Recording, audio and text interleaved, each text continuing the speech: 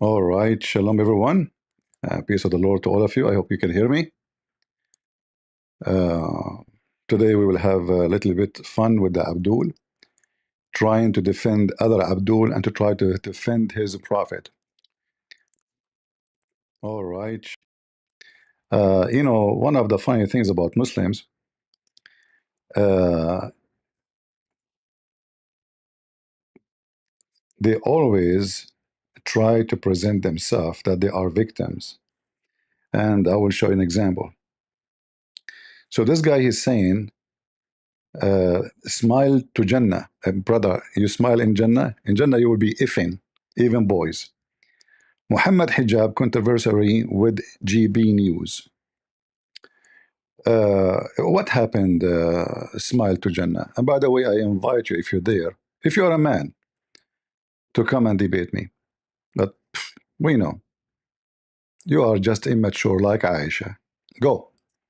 Dangerous lies since its inception. One such filthy way they did it was taking a clip of Muhammad Hijab and then claiming that the Quran allowed with 5-year-olds. Hijab took them to court In front of everybody. And I challenge your son of Muta Hijab to take me to court. You see, we should contact the TV station so we can arm them with knowledge. Just wait. Your sons of Muta.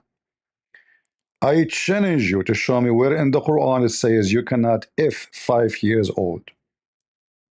I have a challenge to all the Muslims.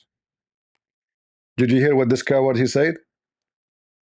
Listen carefully. Let me play it again. Hijab took them to court and forced them to retract. They retracted on their website. You are making things up, you son of Muta. How it take them to court and made them to retract? Retract what? And let me I'm going to correct them actually, and I'm going to show them that they are right. Listen carefully. They retracted on their Twitter and they had to apologize at the end of their show. We apologize from nobody and we shit on your prophet. Take it or leave it. And now I'm asking you in the front of everybody, where in the Quran it says you cannot have sex with 1 day old girl? Not 5 years. They say 5 years. You liar, you said we know what is in the Quran. Do you know? In accordance with our editorial charter, we would like to take this opportunity to correct the record. Now let's break down the lie and the nature of the exposure. So here's Take me to court, son of Muta. I challenge you. the post on their Twitter page. On Patrick Christie's Tonight, on 8th of April 2024, we broadcast a video which appeared to suggest that Mr. Muhammad Hijab, look at the risk. Abdul, they call any criminal Mr. Don't you know?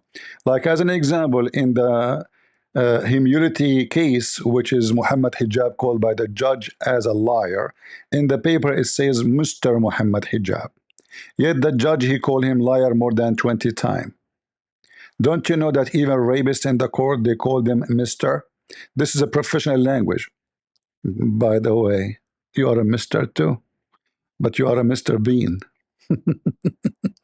Respect being given now. It's No respect. This is a professional language, you donkey.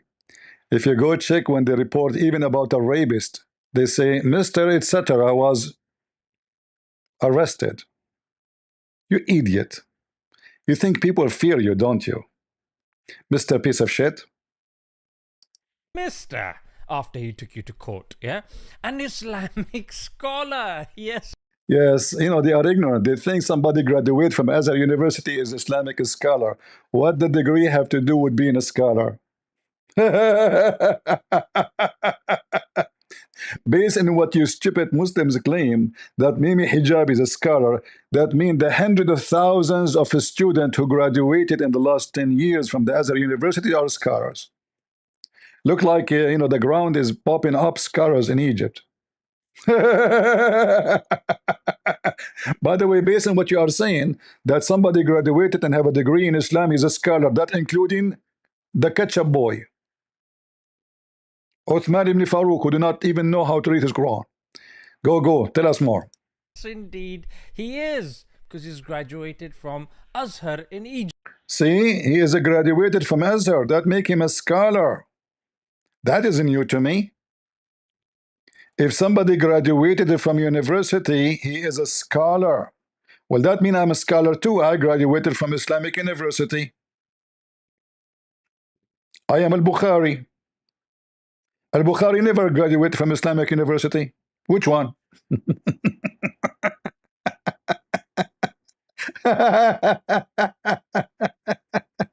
He's a scholar. Yeah, he's a scholar and taking women to the hotel. Sue me, take me to the court. Look what I'm saying. We have the videos, we have the audio, we have the proof, we have the you're a scholar manipulating Muslim girls to F them. You're a scholar, he's a scholar in Photoshop for WhatsApp. You're a scholar, he lied to Muslims to collect their money. You're a scholar, he was called liar in the court in England. And he is paying now almost $1 million for his lies. So now what is the lie is about? Egypt believed the Quran justified sexual intercourse with 5-year-olds. Look how they lie. Look at the disgusting lie. This is disgusting lie. I challenge you, your son of Muta, to prove that this is a lie. In fact, the clip you are talking about is not cut off, because simply you can play the whole video and your potato so-called scholar says in the Quran, nowhere it says what the age. Shall we play it together? Watch. If you look just at the Quran, you will get the indication that you can have sexual intercourse with a 5-year-old. Did you hear that? You just said in the Quran doesn't say that. So how Muhammad Hijab he got the indication? If there's no indication, you coward. You just say, look how disgusting. So then what Muhammad Hijab he say? Oh, we have to go and check what the Prophet did. But the Prophet never said, so-called the Prophet Muhammad pervert, he never said what age. In fact, the Quran confirmed that you can have sex with no limit with whoever a child is. So you said we know what the Quran is saying, and look how disgusting. And you said they are the one who claimed that it's 5 years old, and look how disgusting they are, because the Quran did not say that. We know what the Quran is saying. So how Muhammad Hijab he come to such indication? Did you hear him? That you can have sexual intercourse with a 5-year-old.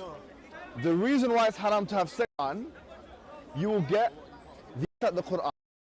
If you look just at the Quran, you will get the indication that you can have sexual intercourse with a 5-year-old. The reason why it's haram to have sexual intercourse with a 5-year-old is not found in the Quran at all. If you just read the Quran, it is halal, it would be halal to have sexual intercourse with a 5-year-old. Chapter 65, verse 4. Allah. Thank you.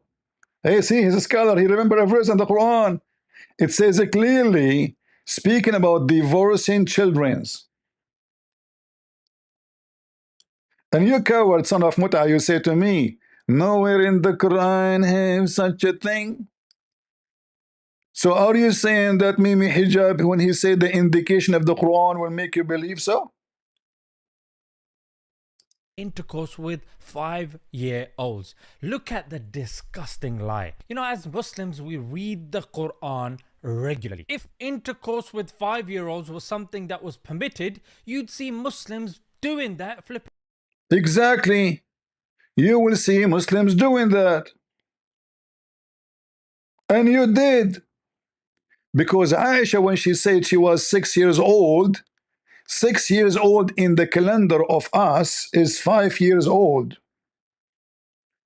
You use you use the moon calendar. We don't use the moon calendar. And your calendar is shorter than ours. So when Aisha, she say, and doesn't make a difference if it's 5 or 6, you stupid donkey. Like supposedly now 5, it's Muhammad Hijab who said 5, not us.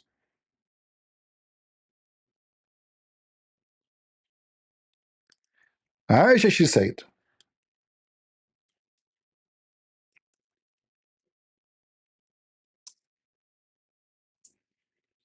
take me to court, Abdul. The Prophet, he married me at the age of 6 and he effed me at the age of 9. Does it say that? Now at the age of 9, and this is authentic, as you see, this is Al-Bukhari, this is Sahih Muslim, etc. All right? Now, how Aisha, she was ready to be effed by Muhammad? Read with me.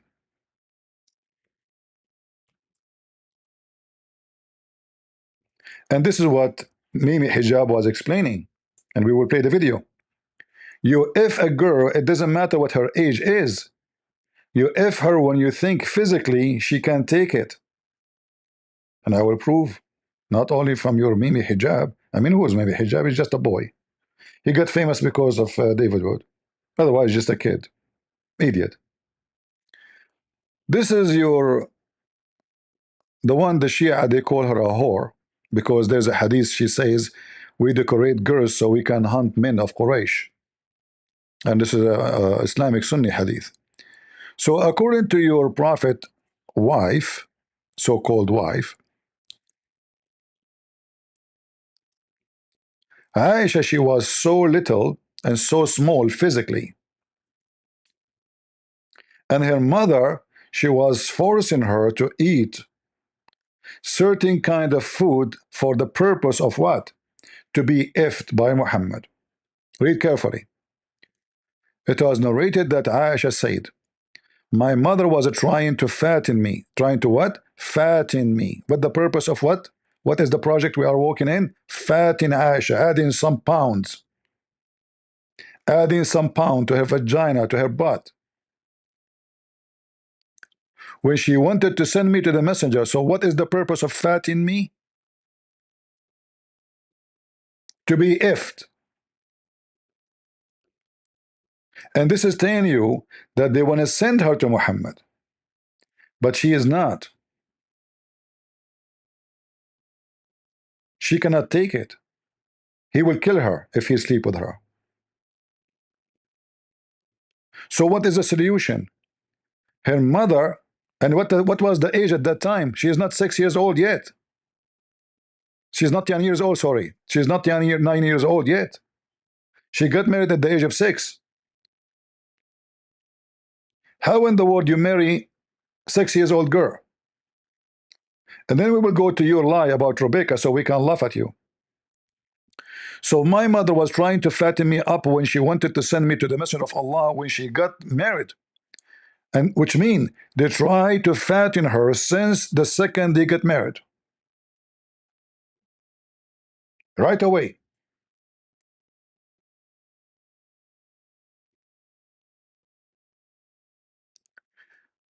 But nothing worked until I ate a cucumber with wheat, and then I grow plump like the best of the plump.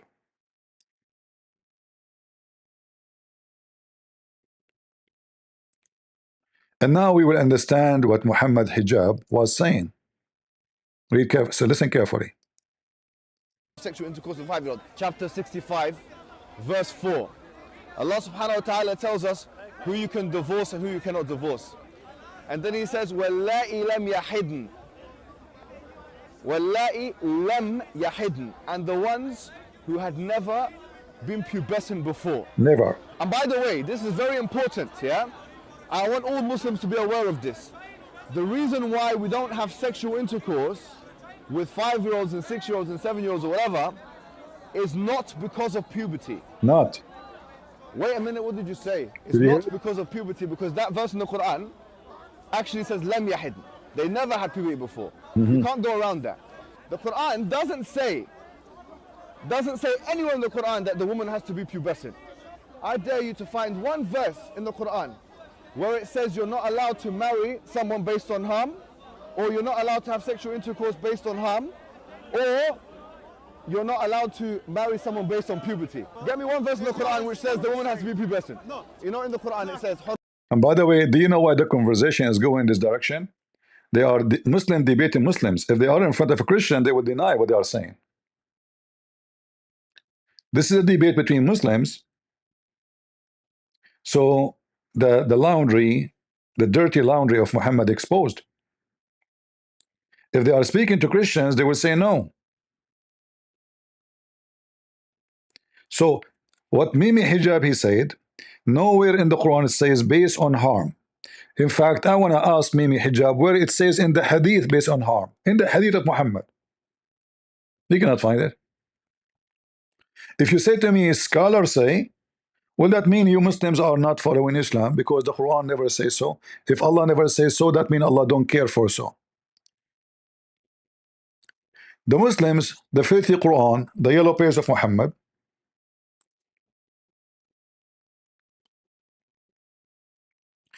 says that the kuffar is the one who follow their scholars instead of Allah and the Messiah. In fact, Mimi Hijab, when I spoke to him, the coward, he hung up on me. He asked me to read this verse, and he played my voice. I said, you stupid, you just played my voice reading it. It says those who took their monks and their rabbis as God instead of Allah and the Messiah, which means Allah and the Messiah are gods.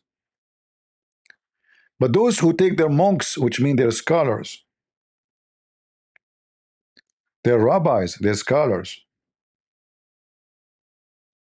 who they obey them and they follow them, they are kuffar.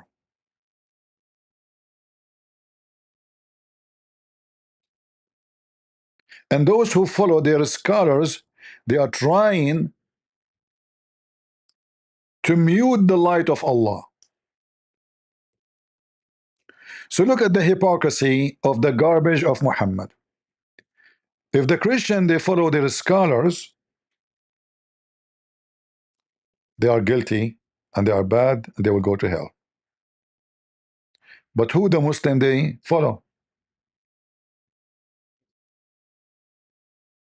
Who you follow? If we ask you right now, when Mimi Hijab he said, we don't do it because that will cause harm, you follow who? Who is the one said that to you? Muhammad never. In fact, let me show you what Muhammad said. Here actually we see this hadith here about Fatima. Umar, he wanted to F Fatima when she was a very little young girl.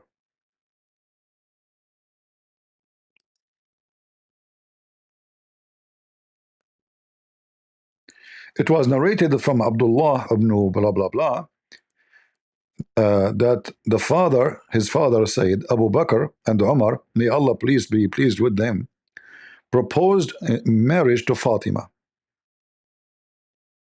Okay, Abu Bakr and Umar, both they want to F her. But the Messenger of Allah, he said she is so young. And here you notice Muhammad is being hypocrite. In fact, the hadith says, I can show you that the hadith, that they told Umar, you know what?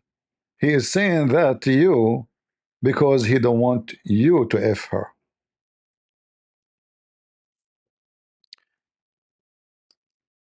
And then right away he gave her to Ali.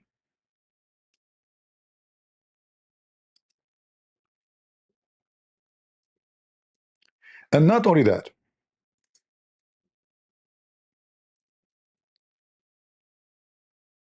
Muhammad, he told Umar, you know what? I'm going to send you Fatima, check her out. See if she is fit to F her. Okay. Because Umar accused him, you are not giving it to me because you don't want to give it to me. You know? Let me show you the garbage of Muhammad.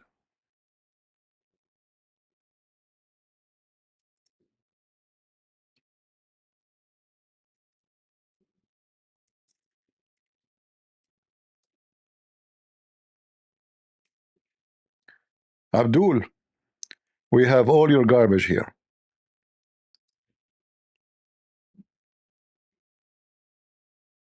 All right.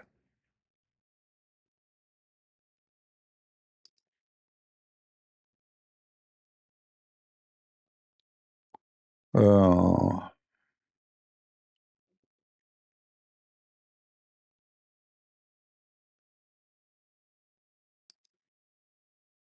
let us see.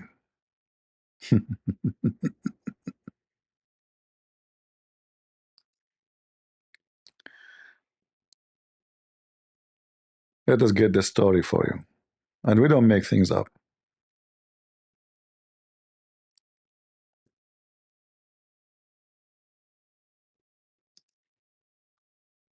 When Fatima she came, Omar he lift up her skirt to look at her vagina.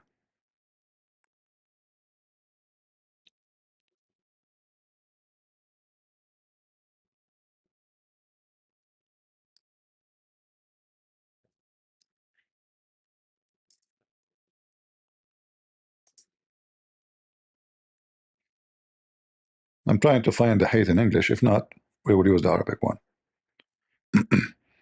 This is how pervert your religion is.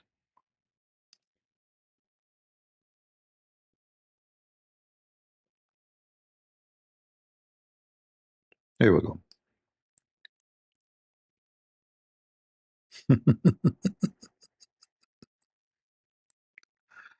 Oh boy. And I know, you will say to me, this is da'if hadith. Anything is embarrassing is da'if. Islam is da'if. Muhammad is da'if. I mean, everything is da'if, right? But in the book where it's written, never say it's da'if. This is your Islamic Sunni pervert scholar. This is a scholar, not Mimi Hijab, you coward. Mimi Hijab is a scholar now.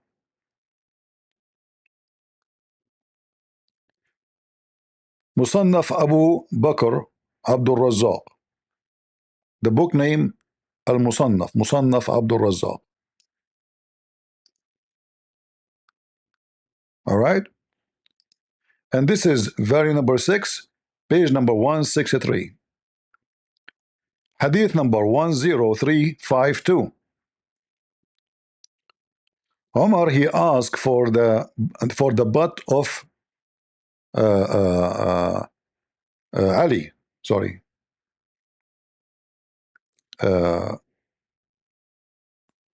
He asked for her hand. He said to him, but she is young. She's young. This is about the daughter of Ali now here.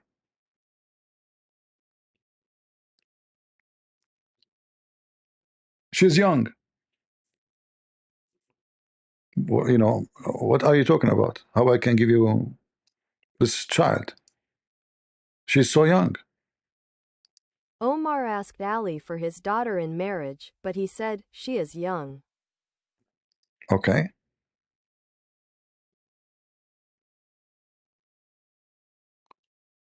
And then it mentioned to Omar that he is trying to use as an excuse because he don't want you to have her. Speak to him again. It was said to Omar, he only wants to prevent her. He said, so speak to him, and Ali said. So they said to him, he's trying to prevent you from effing her. Is this an excuse? Since when? We Muslims don't F little girls.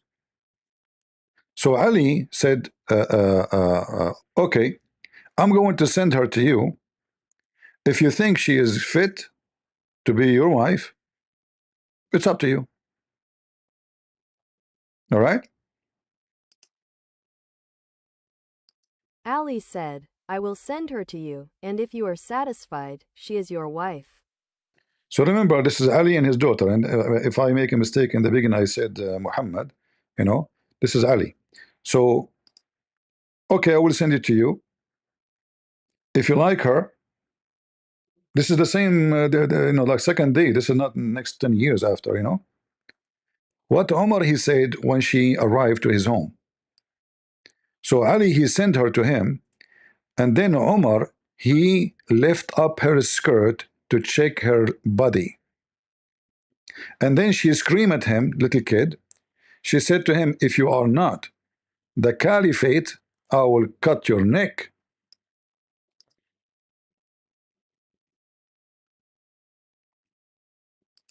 He said, so he sent her to him. He said, so Omar went and uncovered her leg, and she said, send it, for if you were not the commander of the faithful, I would have struck your neck. Was she 6 years old, 7 years old, 5 years old, 2 years old? Nobody knows. But obviously the conversation all is about little child. And how they want to check if they can F her or not? They lift up the skirt. And this is the caliphate of the Muslims, Omar. So when this stupid idiot, he claimed that Muslim didn't do so. You do. And this is Omar. Are you better than Omar? And not only that, imagine how filthy this religion is, that you check a girl by lifting up her clothes and strip her. What Omar he said when he lifted up her skirt? What he saw? What he was looking for? Her diaper?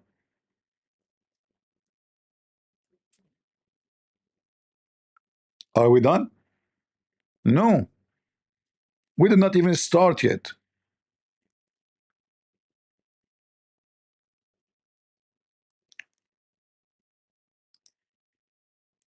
Muhammad, he encouraged men to have sex with little children.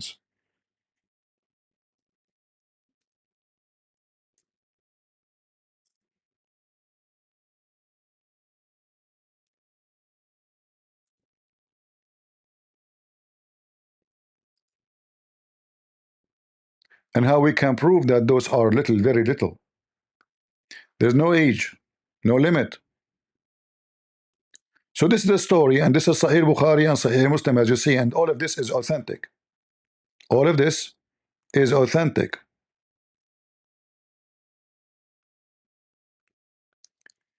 And this is the Muslim translation, not the kuffar. This is the pagan Muslim translation, the black stone vagina kissers, the one who go around the Kaaba like a cow.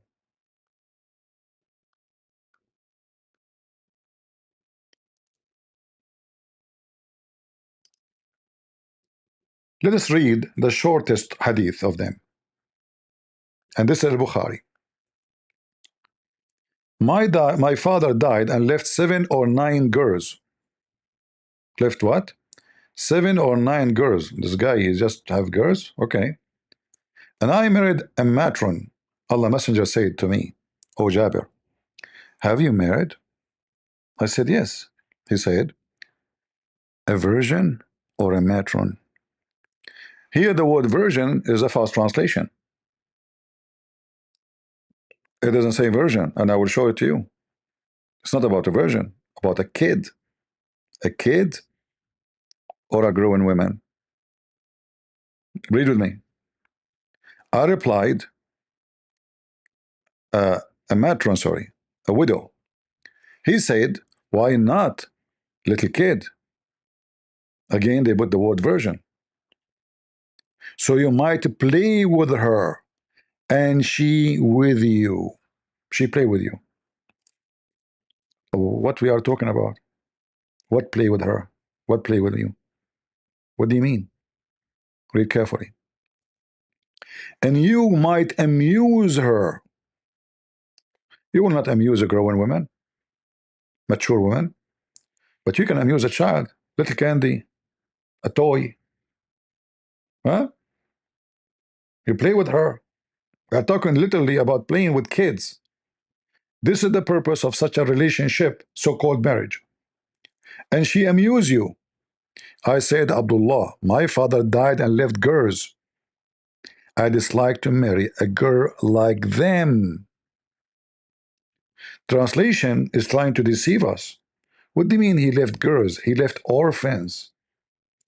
and I dislike to marry a little girl like them. So I married a lady, so she may look after them. So what Muhammad asking the guy to marry? A child like the orphan he have.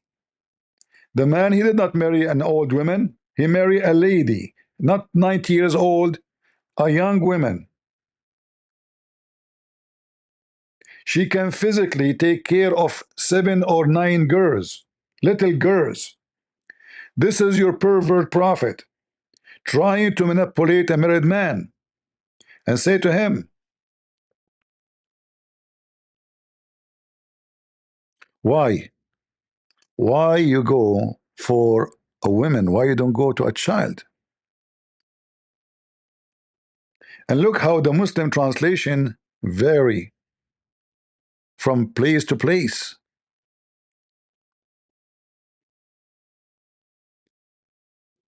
Here as an example, they say younger. Other place, the younger is gone. This is Sahih Muslim, authentic hadith. Why you don't marry a young girl? Not only a girl, because the word girl by itself is mean young. We are talking about a very young Jariya. So you could sport with her, and she could sport with you. Pervert. This is why pedophiles, they enjoy relationship with the children's. Sorry, my voice, I spoke to for many hours yesterday, and you know, I'm losing my voice.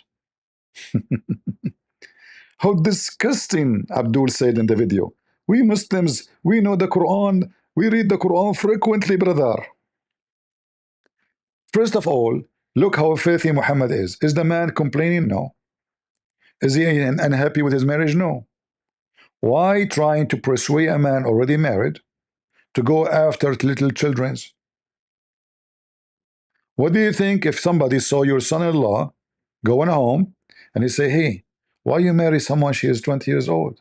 Why you don't go and get someone she is 7, 5, 3 years old? She will amuse you. She will be like a little puppy, like a cat, you know, little cat, kitten. Why you want to go to the cat when you can get the kitten? They are more fun. This is exactly what pedophile is about. And then the story here proved that Muhammad is a clearly pervert, because he's trying to manipulate the man to go after children when he never complained. And then he said to him, refuting his pedophile mind. So he said that my brother or my father, he died in Uhud, is a murderer for the sake of Allah, for your sake. And he left 9 or 7 daughters behind him. I therefore did not approve the idea that I should bring a girl like them. A girl like them. But I prefer to bring a woman who should look after them and teach them good manner. Muhammad here, he felt like, oh, he got me busted. Is that the wise prophet?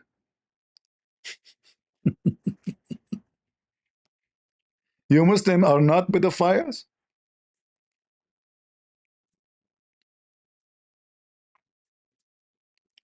What the age of those 9 girls? Guys, just think about it carefully. The father, he died, and he have 9 girls, and all of them, they are too young. So if we assume that this guy was having a child once every 9 months, once a year, that means the oldest is 9. The youngest is 9 months. Or maybe 1 day. Right? He said 9 daughters or 7, he is not sure, which is weird. So all those are little children's. And what Muhammad is asking the guy understood very well what he meant by the word Jariya. He clearly understood that he's talking about little child. He did not misunderstand, or maybe he's talking about someone she is 16.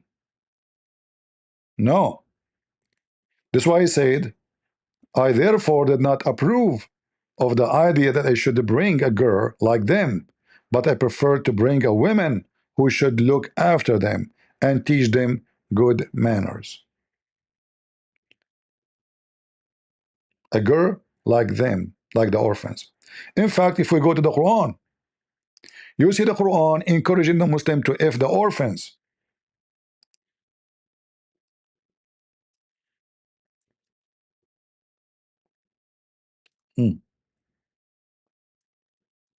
The orphans. When you go to chapter 4, verse number 23 and 24, you can read them.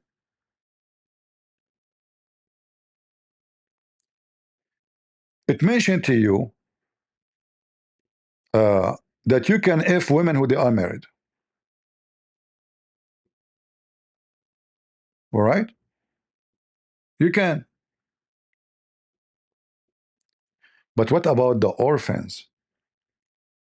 What we would do with the orphan? Is it true that the Quran asked the Muslim to F the orphan? Yes, absolutely. Read Allah.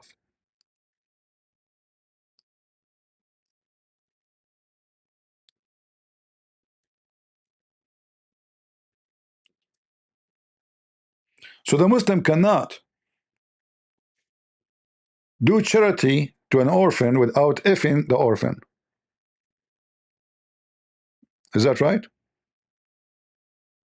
Read carefully. Chapter 4, verse number 3.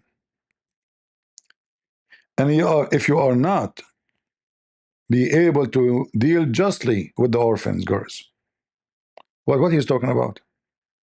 He's talking about effing them. So if you cannot if the orphan girls and be just to them when you if them, which means you feed them like a goat. That's what justly in Islam. The man's duty is to provide shelter and food. But you know, people provide shelter and food for dogs too, and cats. In America, if you don't feed your dog, you can stay in jail for a couple of years. Same for animals, any animals. If they found you having a dog and the dog is dying from hunger, you are in big trouble. So if you fear that you cannot be able to deal justly with effing the orphans, then go and F other kind of women, other females. Read it in front of you. And the funny here, it says marry when the Arabic says fankahu, which means F them. The Muslim says that the word nakaha mean marriage. And by the way, if you don't believe me, you can open the interpretation for this verse. Don't listen to Christian Prince. Open the interpretation and read it. It's about effing orphans, little children. What is the age? Nobody knows. No age. Any orphan. In fact, I can show you from your Islamic books, you coward, that you can if anyone who physically can do it. Physically. Has nothing to do with age. In fact, this is what Mimi Hijab in the video was saying. Yeah, that's what he said. It's about being physically fit. It's not about the age. Who cares about the age? Nowhere in the Quran mentioned the age. And not in the Hadith too. I challenge any Muslim to show me where Muhammad is say you if somebody and the age of etc.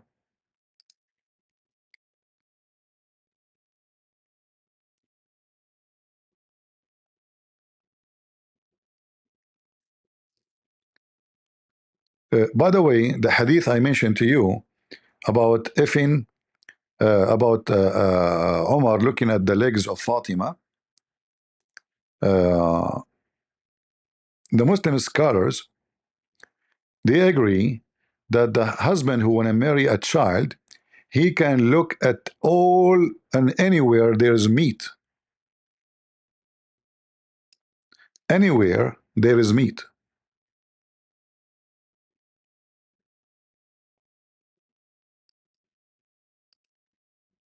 I don't want to forget that.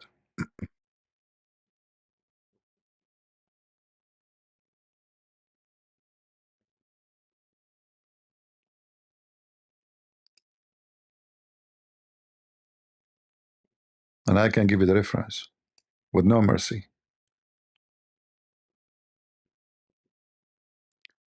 Uh,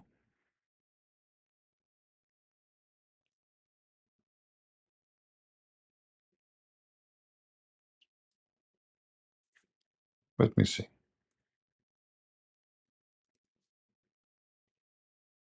You have to look anywhere. They say to you hijab and burqa. It turned to be you can, before you F a girl, little girl, you have the right to check her butt and her vagina.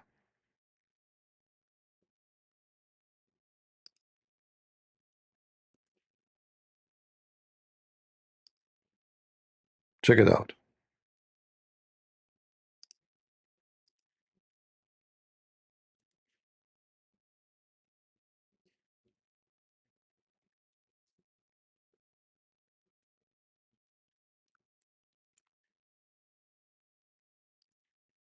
And this is how Islam is. Everyone here will give a different answer. Like here, they are disagreeing and agreeing, like what we can look at. Okay, Omar, he looked at her, he left the skirt, but didn't say he looked at what exactly. But what when you lift a skirt of someone, she is not even, her legs is not even 2 foot long. When you lift the skirt, you see what? You see all her body. So he says,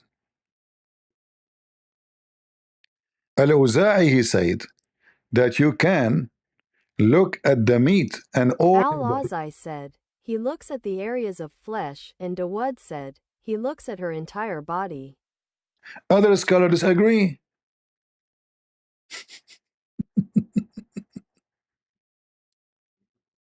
This is the religion of Islam. This is the religion of Islam. You can check her out. Let us continue. I mean, what we will say about this garbage religion?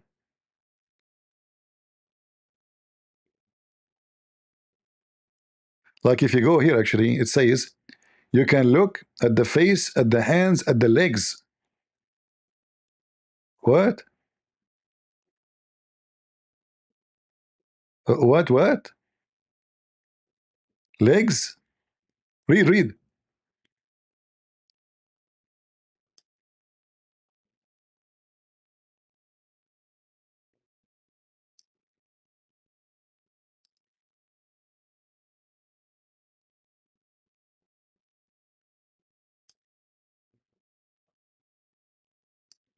Even you can look at her totally naked.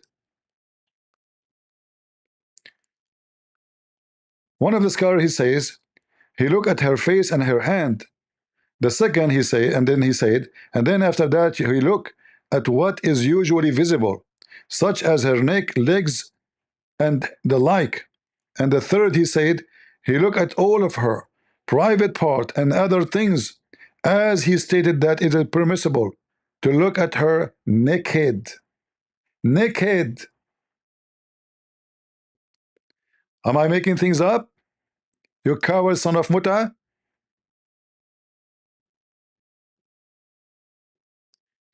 Are we making things up?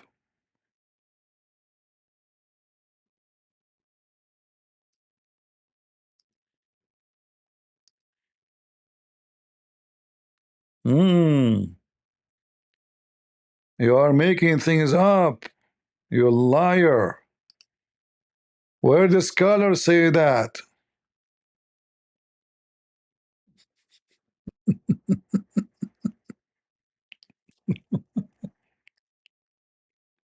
Hold on. This is Al Azhar University website.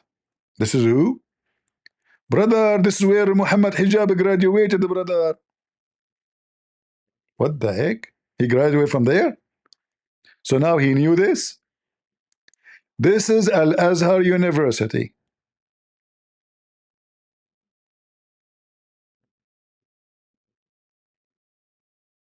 Okay. What it says there? Read. Read, potato. Potato. Naked. Naked. Naked. Imam Ahmad wa Ibn al-Qayyim. Who? Imam Ahmad wa Ibn al-Qayyim. And this is the reference. In the book of Al-Muhalla li Ibn Hazm, volume 9, page number 161. It says, read carefully. It is permissible for the Muslim man to look at the one he want to marry from totally naked.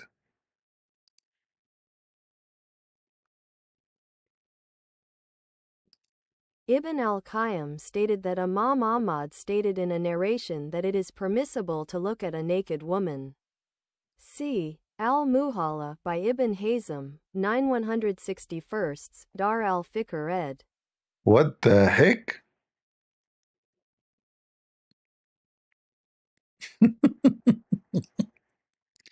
How many times your brother Mimi Hijab he quoted Ibn al-Qayyim? Huh? How many times he quoted Ibn Hazm? Hmm?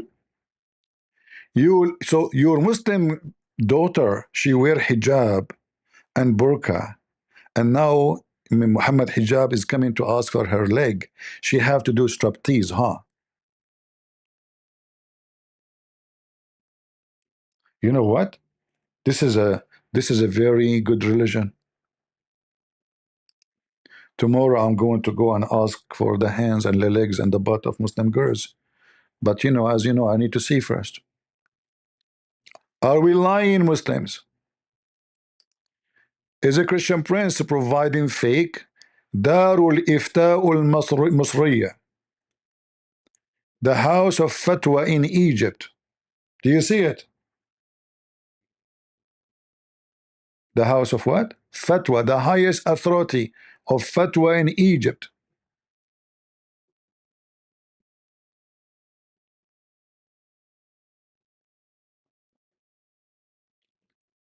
Potato.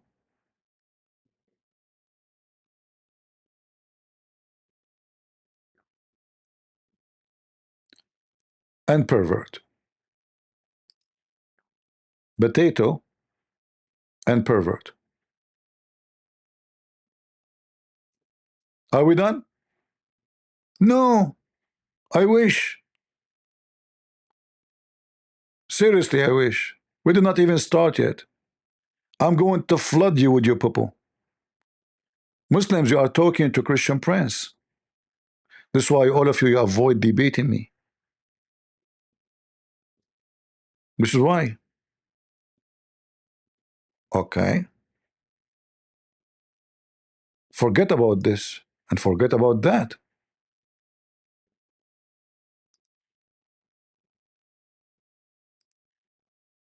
Let us bring you something even nicer, shall we? Man, what is nicer is going to be? Sound weird. What does guy he have for us? Let us see.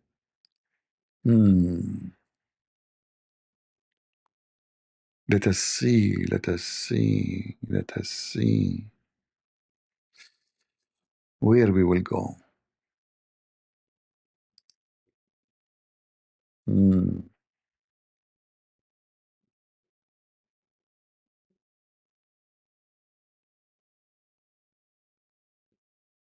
Let me show you.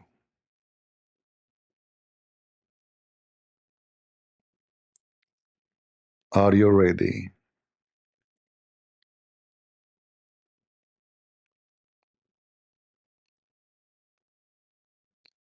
There is tons of things Muslims they have, but we are trying to show you the one will make it so clear.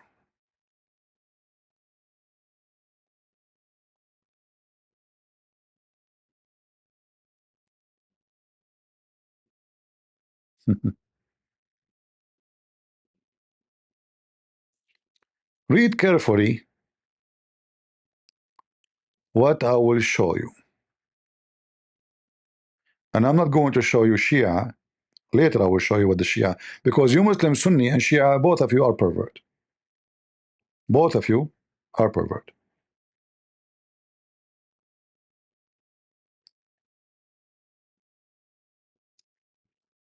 Because you might be a Shia, you attack the Sunni, you might be a Sunni, attack the Shia, thinking that you are better than them. Right? But we know that it's not true. Both of you are pervert.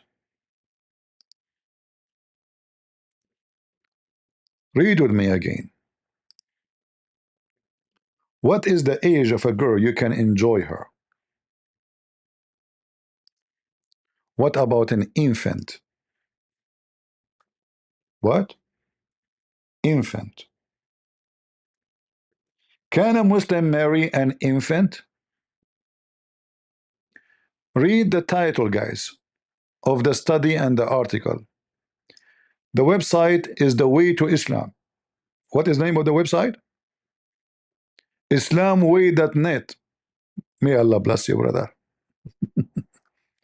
What is the name of the title? Marrying an infant and enjoying her.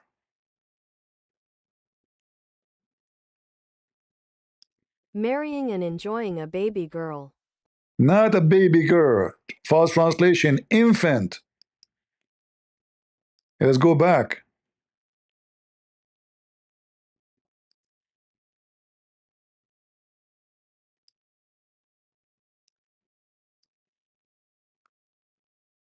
False translation again. Radia. Radia is coming from the one is suckling girl. From Radia. Remember the chapter about in the Quran, which is the goat ate, which is the breastfeeding for adult. In Arabic, it's called irda'ul kabir, suckling. That one for suckling an adult man. Muslim women, she gave her boobs and her nipples, and he suckled her. And this was a verse in the Quran, the goat ate. May Allah bless that goat. So here the discussion is about the difference between the Sunni and the Shia. The Shia, they agree with no question that you can have sexual enjoyment with the infant, and we will show you that. Now the Muslim Sunni, they're trying to respond to that. Is it true? Are they right? Are they wrong? You will find that the whole study confirmed that there's no age for whatever.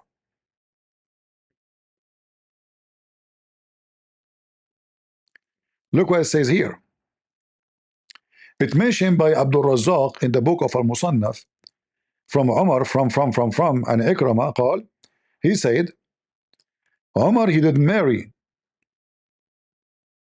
Umar, the Caliphate, he married Kulthum, the daughter of Ali, when she was little child, playing with kids.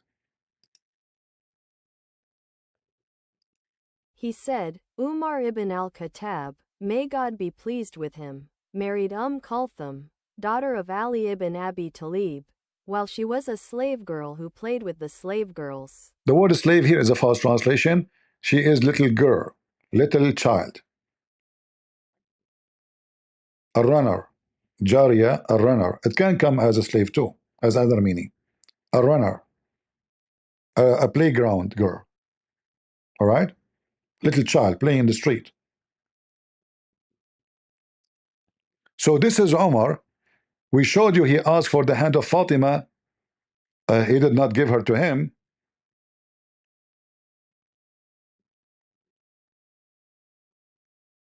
And now he took Kulthum.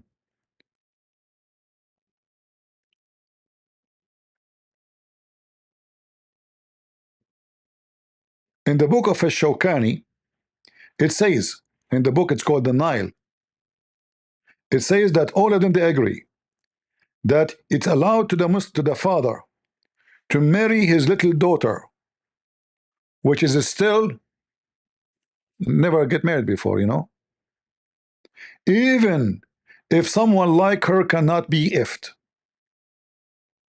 even if she don't fit. Read carefully. They agreed that it is permissible for a father to marry off his young virgin daughter, even if she is not someone like him who can be had intercourse with. Again, translation is not accurate. So it's allowed for a Muslim man to marry his daughter, even though the word marriage here is used in nikah, which is not really a word for marriage. But the Muslim, they claim it's for nikah, mean to if. Nikah in Arabic mean two things going inside each other. Literally intercourse. Tanakahatul ashjar. The branches of the tree, they go through each other, like two trees next to each other. The wind shake them. So this is nikah. Branches go inside each other. This is why Muhammad says, when a woman she have her menstruation, do with them everything except nikah. افعلوا كل شيء إلا النكاح. Do everything with them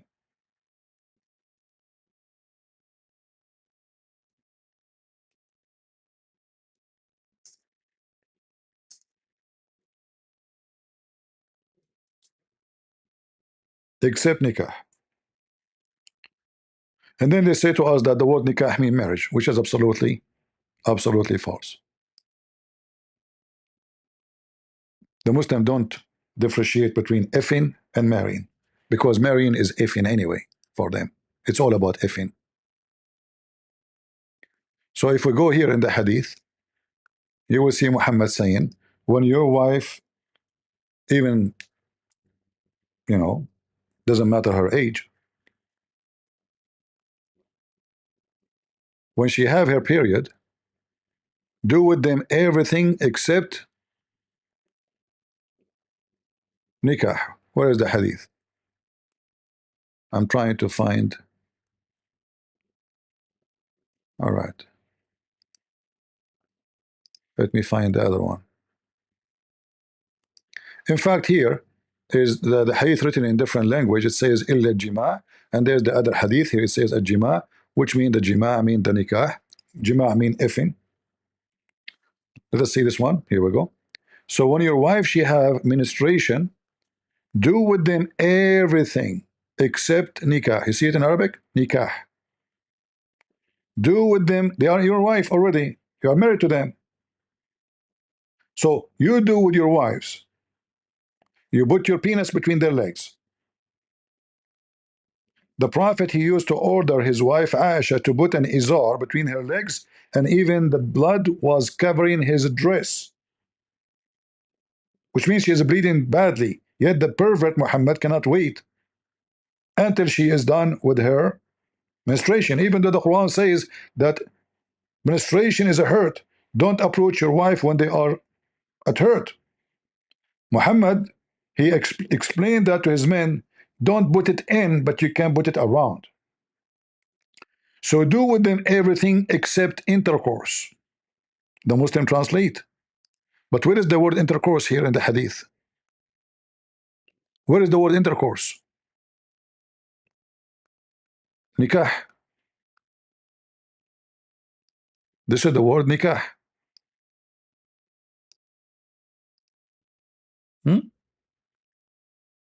النكاح. Do everything except nikah. Do with your women everything except nikah.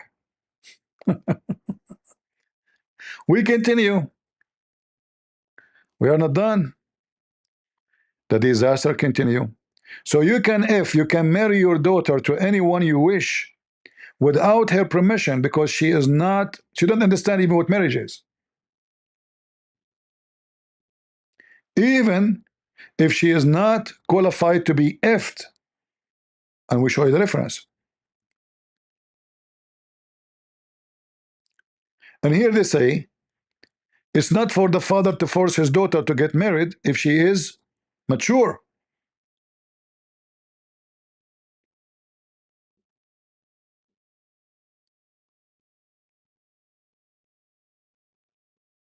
And they are talking here about who?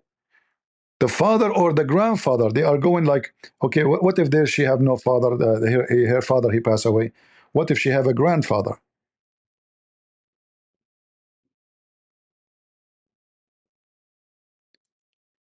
And here you see every Muslim sect have different opinion. Like here is different opinion. Here is different opinion. Here is different opinion. This is the religion of God. And the Quran is so clear.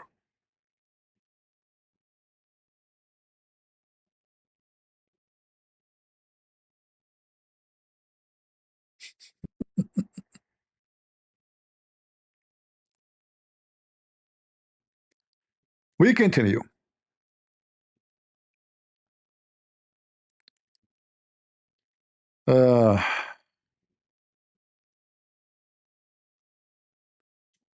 And look what it says here. Look how dangerous this statement is.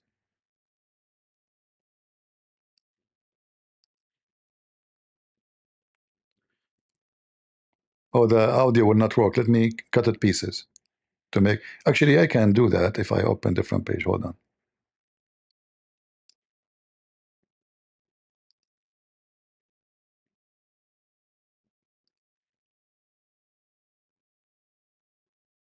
This, and there is no necessary connection between the legitimacy of consummating a marriage contract with a minor girl without consummating the marriage with her and enjoying her. The Sunnis have agreed unanimously on the prohibition of enjoying one who is not able to do so until she grows up, let alone an infant. The Sunni, by the way, this is an article. There's no reference now here. This is just a guy saying that.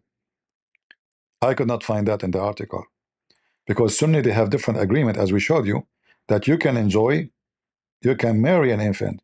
So if there is no joy of marrying an infant, so what is the marriage for?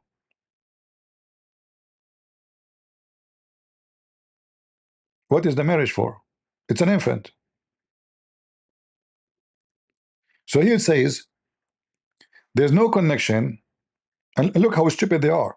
They just said in the first line that there's no connection between what is legal and not legal if she because of her age, which means if you marry an infant, you can, but don't enjoy the infant in sex. This is what they're saying. They are not saying you cannot marry an infant. They are saying you can marry an infant, but sexual enjoyment you should not do. And we're talking about infant. Imagine how filthy they are. How in the world those people are discussing sex with infant if they are not pervert? Why even this is a topic to discuss? Unless you are a sick bastard.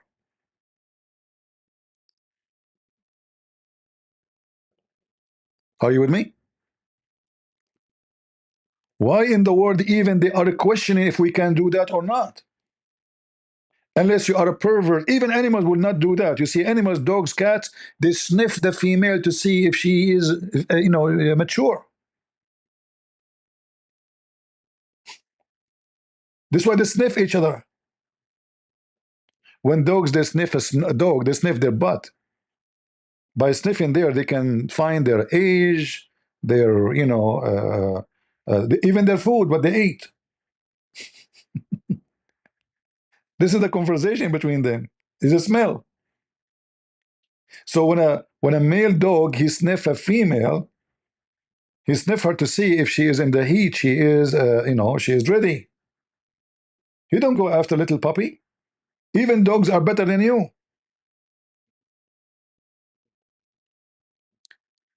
In fact,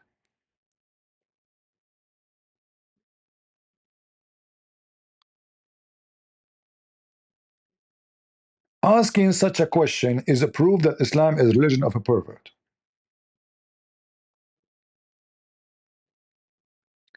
A normal human being will not even think about such a question for a second. Why I want to think about it?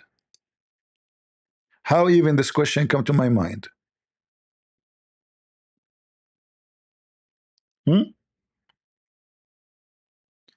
That will not happen unless you are a pervert.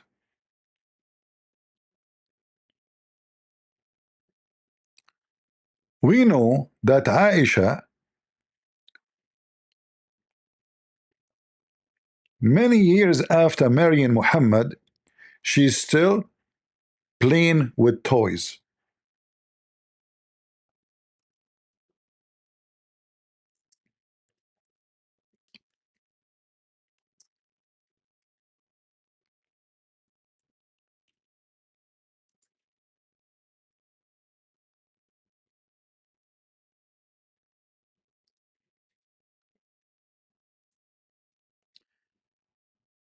Let us see together.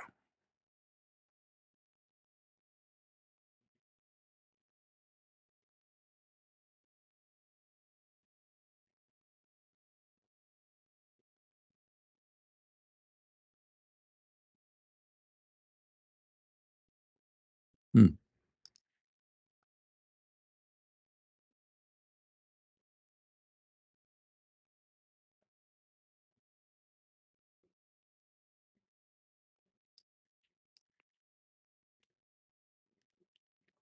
Muhammad, he opened the curtain on Aisha.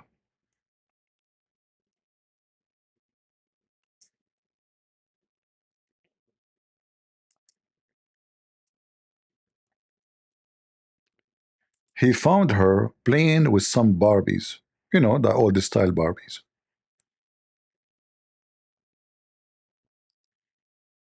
Muhammad, he said to her, "What is this?" She said, "Those my daughters." They are what? They are my daughters. So imagine the state of Aisha when she is already the wife of Muhammad for many years, not yesterday. This is not when Aisha got married. This is many years after.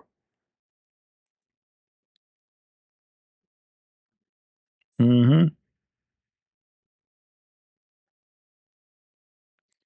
They did not translate the hadith. Look, look, look. There's no translation. No translation. It's gone. Let us see a different place. Uh-huh. The translation is false. It doesn't say dolls. It doesn't say dolls. She's calling her dolls daughters, girls. Bilbanat.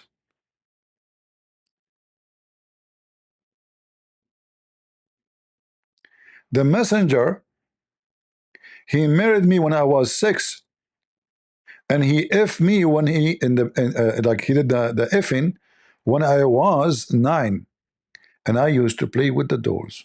The Muslim translation. Sahih. What else? Are we done?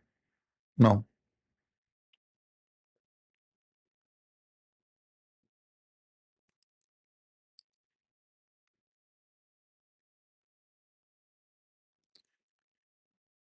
Aisha, she is playing with the dolls.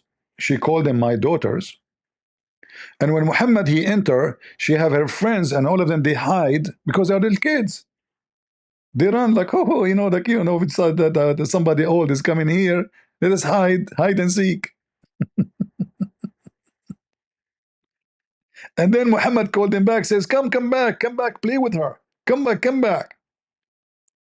And you are talking that your prophet and your religion are not approving you to be a pedophile?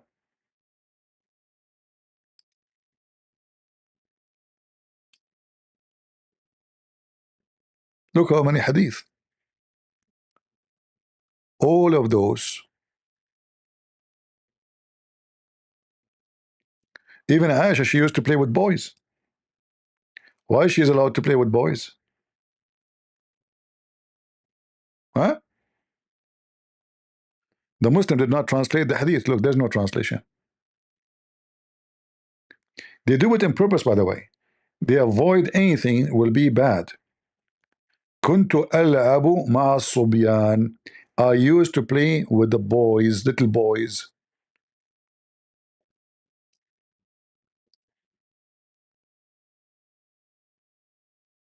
And when Muhammad he came, I did hide from him.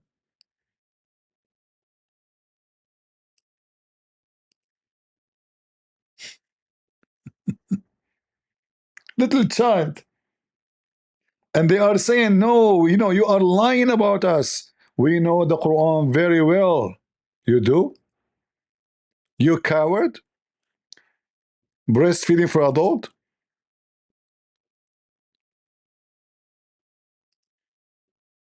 If we go to the Shia books, we will find the same garbage. Shia, Sunni doesn't matter.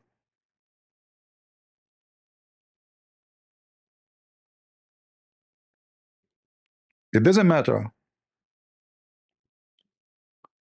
In fact, all the Muslim Sunni,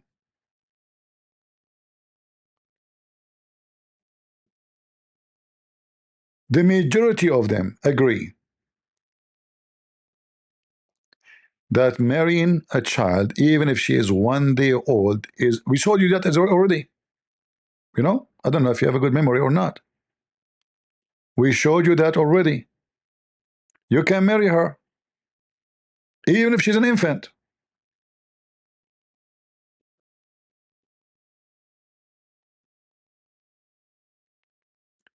What the Sunni they say, we don't agree with the Shia that we should enjoy sexually the infant.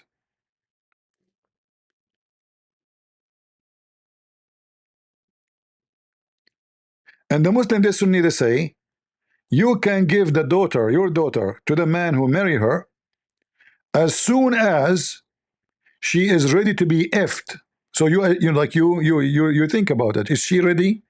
Does she look like she can take it? Send her.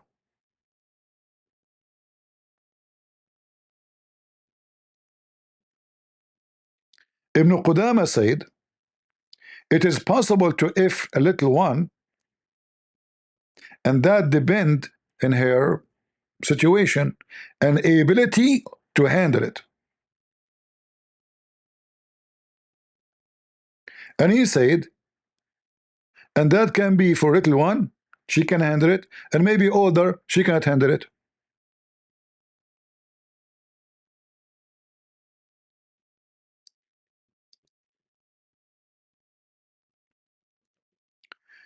This is Ibn Qudama saying the possibility of intercourse with the little girl is considered based in her condition and her ability to tolerate it. No age. Age does not exist. 5, 6, 7, 2, it doesn't matter. If your daughter, she have a lot of beef, you know, the new husband, he can F her. And this potato, he claimed that Islam does not teach so. Are we lying?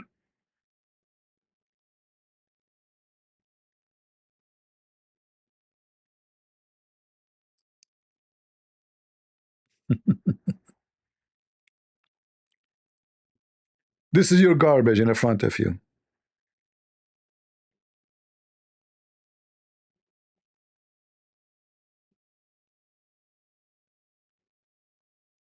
All what they are saying is the bent if she can fit to be ifed. And this is what Mimi Hijab said in the video. If she physically fit to be ifed, you F her. لم يحد. They never had puberty before. You can't go around that. The Quran doesn't say anywhere in the Quran that the woman has to be pubescent. I dare you to find one verse in the Quran where it says you're not allowed to marry someone based on harm, or you're not allowed to have sexual intercourse based on harm, or you're not allowed to marry someone based on puberty. Get me one verse in the Quran which says the woman has to be pubescent. You know, in the Quran it says حرمت عليكم أمهاتكم. It says you're not allowed to marry your mum. It says you're not allowed to marry your sister, your auntie. Where does it say you're not allowed to marry a prepubescent? I'm looking for.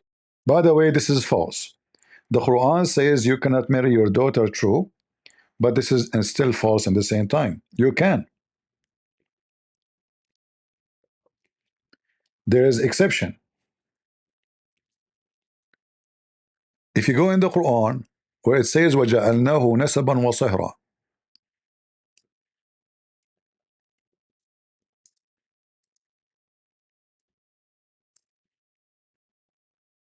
chapter 25, verse number 54.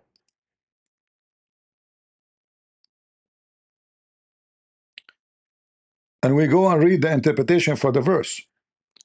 Right away, in a few seconds, we will find that a Muslim man, he can, if his daughter, if she is a daughter from wedlock, not from marriage,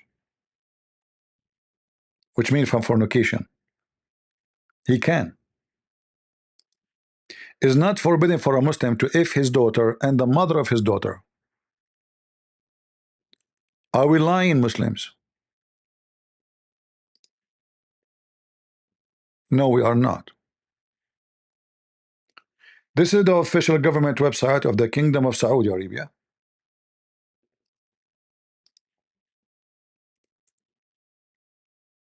Tafsir al-Qurtubi. You can see it in front of your eyes. Al-Qurtubi. And this is the interpretation for chapter 25, verse 54. And here it says it clearly, Allah, He acknowledged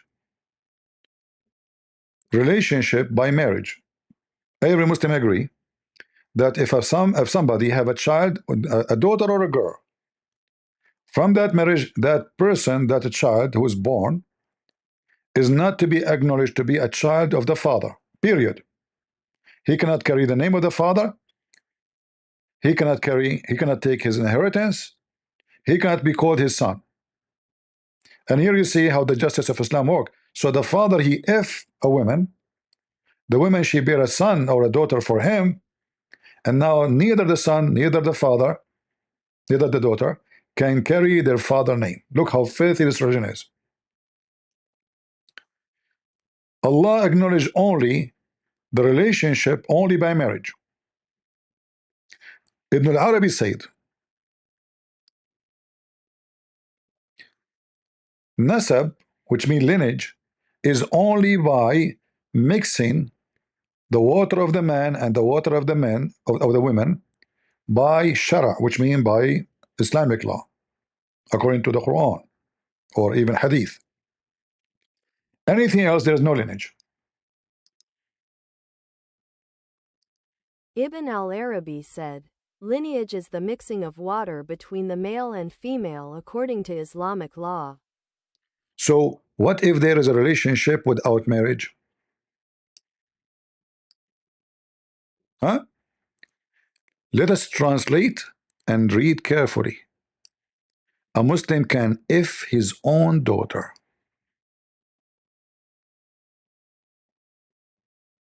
If it was due to disobedience, then it was an absolute creation and not a confirmed lineage. Therefore, his daughter from fornication is not included under his statement. Your mothers and your daughters are forbidden to you, because she is not his daughter according to the more correct of the two opinions of our scholars and the more correct of the two opinions in religion. If it is not a lineage according to the Sharia, then there is no marriage according to the Sharia. So fornication does not prohibit the daughter of a mother or the mother of a daughter.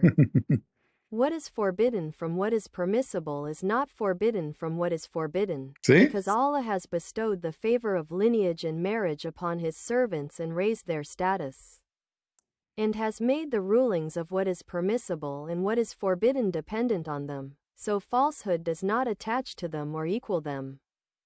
So your daughter from fornication is not to be considered your daughter according to Islam. Therefore, she is not under the Quran saying it's forbidden for you, your mothers and your daughters. She is not included. Do you see it?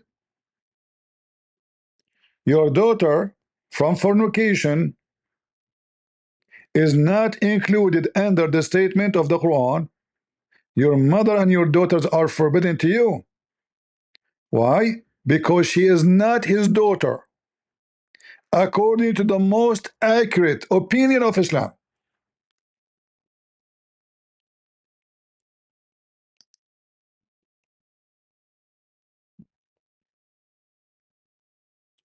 Can you be more pervert than this? You want the link? Okay, here we go. No problem.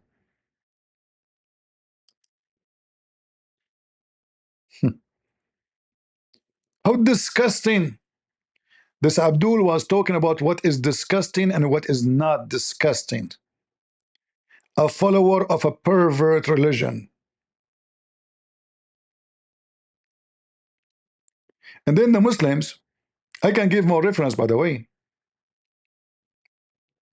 about the sexual appetite of the pervert Muhammad. Police be upon him. And then they go and they say to you, well, do you know that their Bible says that,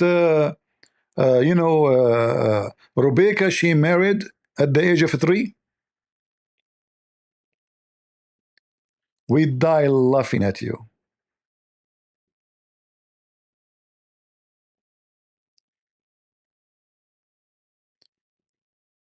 The idea of the Muslims is the following. What about we make someone else beside Muhammad the pervert? Huh? And then Muhammad will not be the only pervert in the image, in the TV station. Let us find other pervert. So let us make it clear to you Muslims. If it's true that Isaac, he married Rebecca at the age of 3, that means a pervert like your prophet. That will not save the ass of your prophet. Your prophet is a pervert, and there's no question about it. However, you potato, all the calculation you make about Rebecca is absolutely false. Why? Because you claim that the minute Rebecca was born is the minute when she was when Abraham heard about her. That's false. And then you assume that when she went to him, she was 3 years old. Where nowhere in the Bible it says that. In fact, I have your friends, the guy who in the Muslim support all the time, to weave a singer, he will give you a screwdriver in your anus. This is your friend. Even to refute Muslim about anything they say, he support them. So Muslim, this is the guy you trust. You trust a donkey you get. Go. Problem, and that is the word for virgin isn't there. Do not believe people who say the word Alma means a virgin. It isn't true. In fact, in Proverbs 30, it's talking about an adulterous woman who's very much not a virgin. Alma means a young woman, a young. What? So what Alama is? Alama is a young woman. How the Bible describe Rebecca? As an Alama. We have a word there describe her. Not a child, but as a young woman according to your favorite Antichrist rabbi. Alama. You stupid idiot. When you read there, you will see that Rebecca, she did not have kids for 20 years after, since her marriage. And she is called Akhir in Arabic, which means she's not able to have children. So why she will be called such a name if she is a kid? Is it supposed for a child is 3 years old to give a child? You stupid Abdul. So you assume numbers as you wish. You claim that the news came to Abraham. Abraham, like at that time, they take an airplane. Oh, okay, go take an airplane and fly. And then right away, if we check, we will find right away that it must be many years after.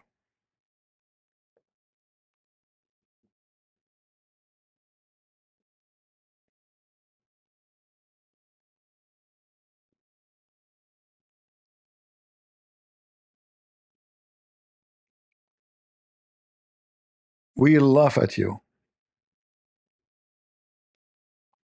You, Abdul, are so stupid and so dumb.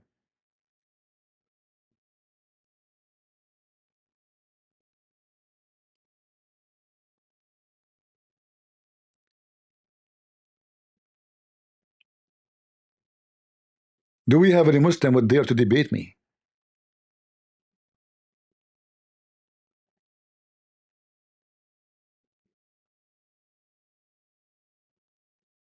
Huh? Are you strong like Rebecca, who can carry a container of water, have 20 liter of water on your shoulder? Are you strong like her? So you can come and debate me. You stupid idiot, we die laughing at you. A girl, she is 3 years old, she is carrying a container, have a 20 liter, and then she did water 15, or all the camels the guy he have. Since when a 3 years old can carry water to, do you know how much the camel he drink, the camel? I mean, you Muslims are so silly and so dumb. So Rebecca, she was carrying something 3 times more heavy than her.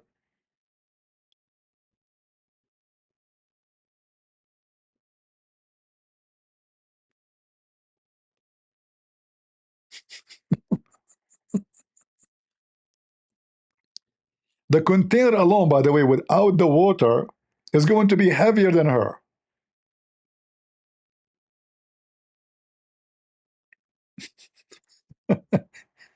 The container at that time, they don't make them from plastic like they weigh nothing.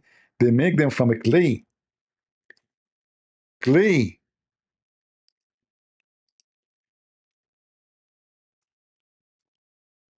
Let me show you how they look like.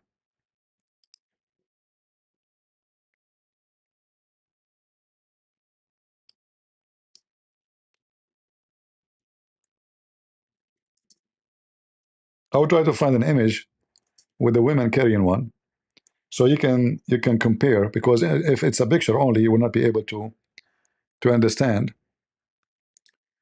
what is really the size we are talking about.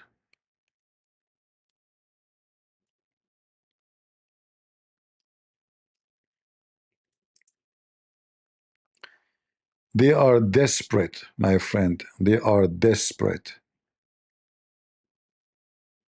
The Abdul is so desperate.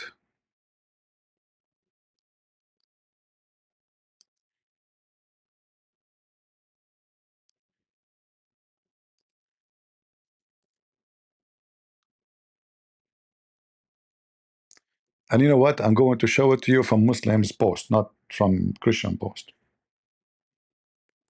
So Rebecca, she was carrying this, and she was 3 years old. I don't know, I have to believe you.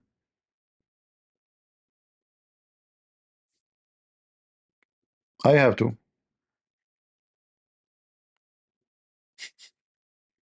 By the way, they put them in their head and they walk with them. They don't hold them with the hands. They balance them. They have like, they put too many things in their head, like you know, fabric.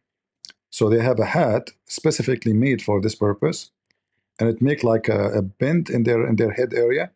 So the, you know, and they practice it.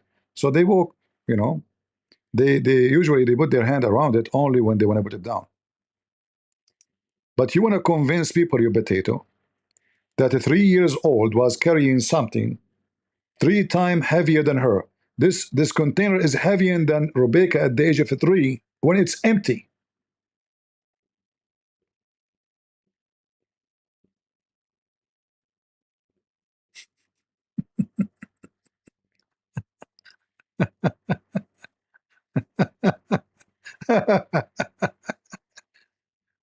Anyway,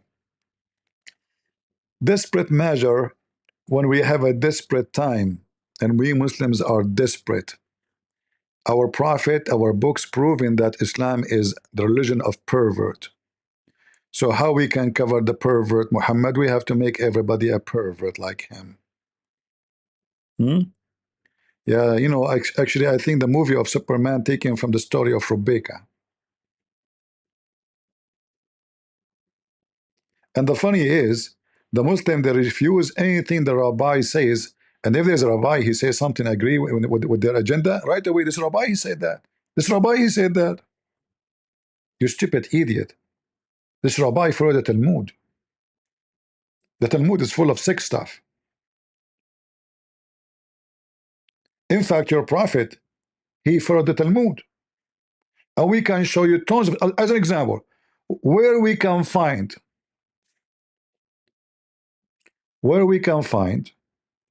that the women she have to wait for 3 months iddah after she got divorced.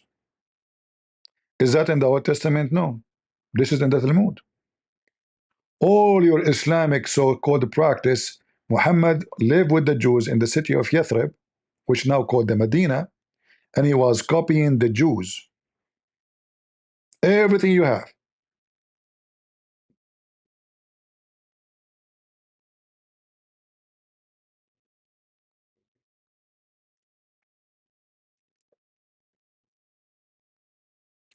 Do we have any Abdul?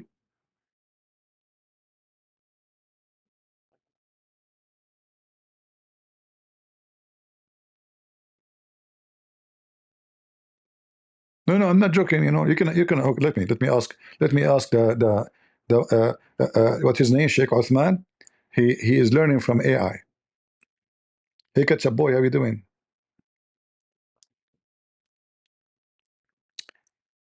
Is it in the Old Testament or in the Talmud? It mentioned that the women, when she got divorced, she have to wait for 90 days after she got divorced before she got married again. That requirement is found in the Talmud, not the Old Testament. The Talmudic law states a woman must wait 90 days after a divorce before remarrying to ensure the paternity of any potential child. This waiting period is known as iddah in Islamic law, which is a similar concept but not the same. See? Talmud boy. Your Muhammad is a Talmud boy.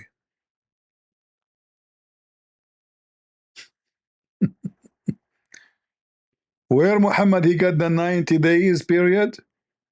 From the Talmud.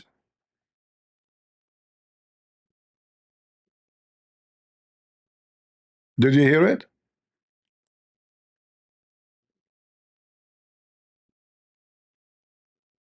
You don't follow Musa's, you follow the rabbi. And those rabbi, they have a lot of pervert stuff. And the Talmud is full of fiction stories. Actually, most of the stories of Muhammad are taken from the Talmud. Many of it.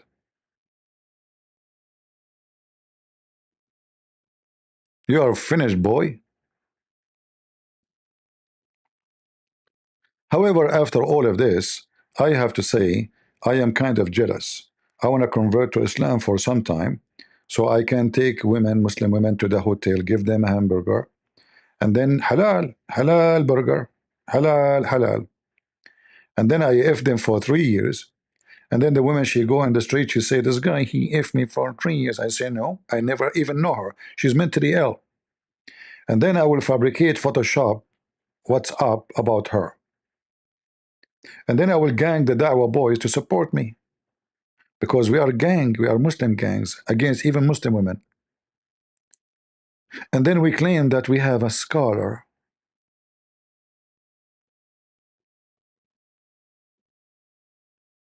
Do we have any Abdul from the religion of the fool would like to call me? Mayday, mayday. Any Abdul from the religion of the fool? So we have a clear evidence in your books saying that your prophet and your religion teaching you to be pervert. By the way, I did not mention what the Shia mentioned. Let me show you. In the book of Tahrir al-Wasila,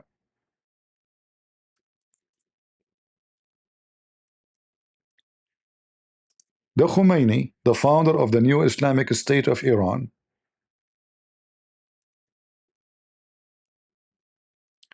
he followed the steps of Muhammad. And we know that the Shia, by the way, are more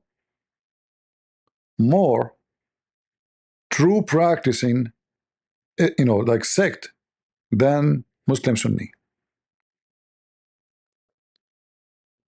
In fact, I challenge any Muslim to say it is not true.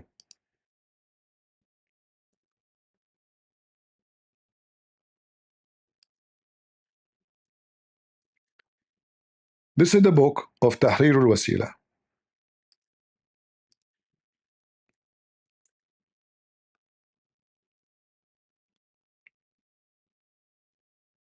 This is not Tahrir al-Wasila. Hold on. We want Tahrir al-Wasila. Give me a second.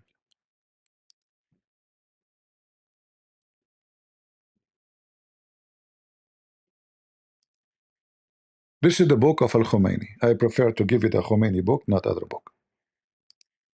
The author himself. So this is the book of Tahrir al-Wasila by Al-Khomeini, volume number 2, page number 241, as you see in the screen. All right, Tahrir al-Wasila. And then here you go to issue number 12. And the Muslim Sunni, we showed you, they agree with the Shia. It is not allowed to if a girl. In fact, the Muslim Shia are more conservative, by the way. And I will show you why. Because here it says you should not if her until she is 9. We showed you the Muslim Sunni says you can, if she can handle it. Doesn't matter what the age is. She is 5, she is 6, she is 4. As long as she can handle it, you can go for it. That's what the Muslim Sunni says. And we showed you that already. If you forgot, we can show it to you again. All right? No problem.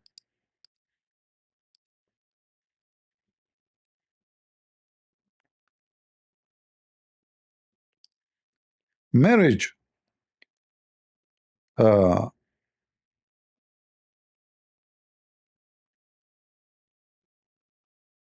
You can marry an infant, but you cannot enjoy her until she can handle it.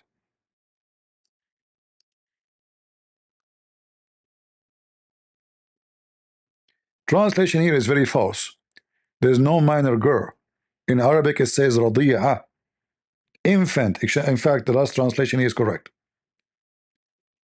So you can marry her, you cannot if her until she is able to handle it. So it's forbidden for you to enjoy her sexually, the one who is not able. Do you see it? So if she is able and she is 1 day old, you do it. If she is able and she is 2 years old, you can do it. If she is able and she is 5 years, 7 years, you can do it. So what is what it's forbidden for you to practice as a Sunni? Only if she is not able to do so. So what is forbidding you from enjoying her sexually, if she is able or not? And who is the one who will decide who is able? The husband. He married her already, she is his wife.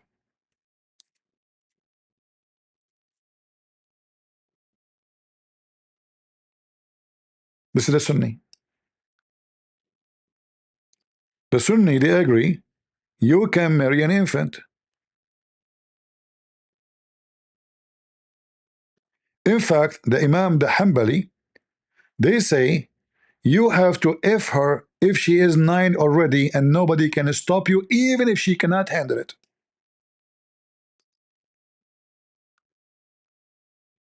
Let me shorten it so we can play the audio. Here we go. Hanbalis.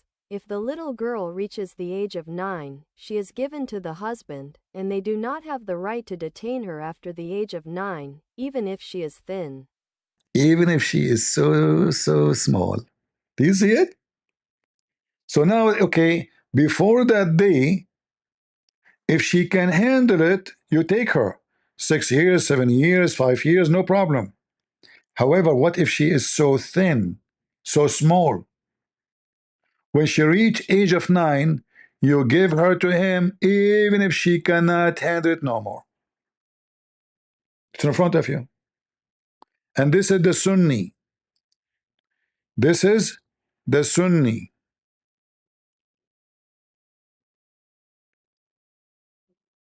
Here they are saying,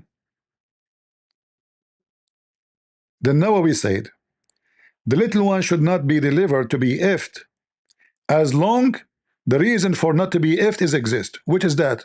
She's too small. It is forbidden to F her as long she cannot handle it because she is so little or maybe even crazy. Are we making things up?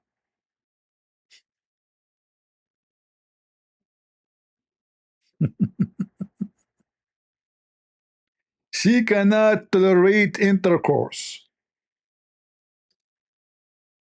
This is your religion.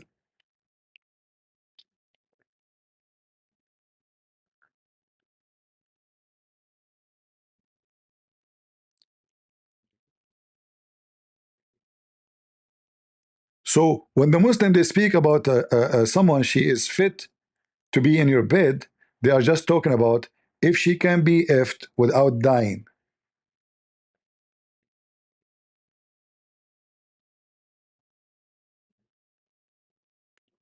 The Shafi'i said the husband can if her even if she cannot handle the effing, and this is a Muslim Sunni.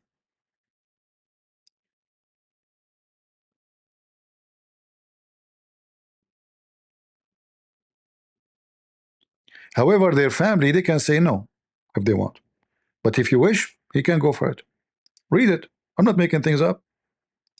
Let us use the full translation. You see, when the text too many, the translation doesn't work with the audio. I like the audio so you can read it. Al-Shafi'i said, if she is close to puberty and is large enough to tolerate intercourse, then her husband may have intercourse with her. But if she is not able to tolerate intercourse, then her family may prevent her from the husband until she is able to tolerate intercourse. The word puberty does not exist here. It says balagat, which means reach.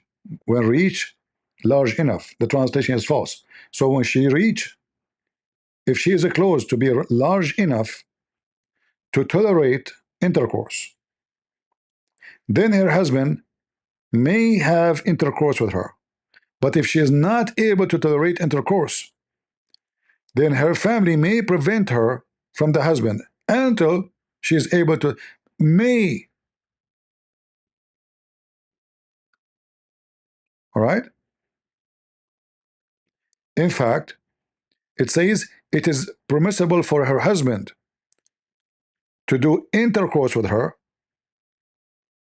even if she don't fit. Read carefully.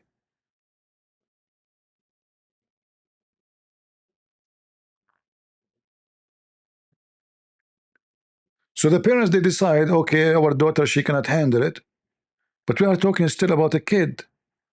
Otherwise, why the whole discussion is talking about what the discussion is about she can handle it or she cannot handle it. All the discussion we see is about she can live. He will not kill her. Those are the Sunni. What about the Shia? Read with me.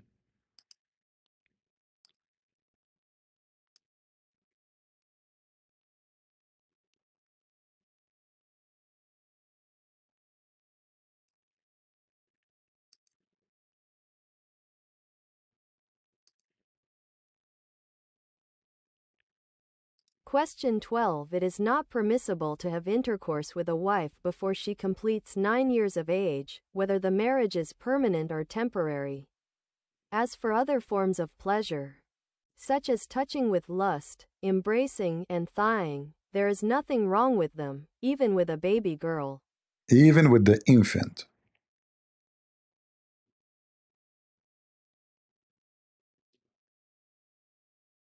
Even with the infant, not baby girl.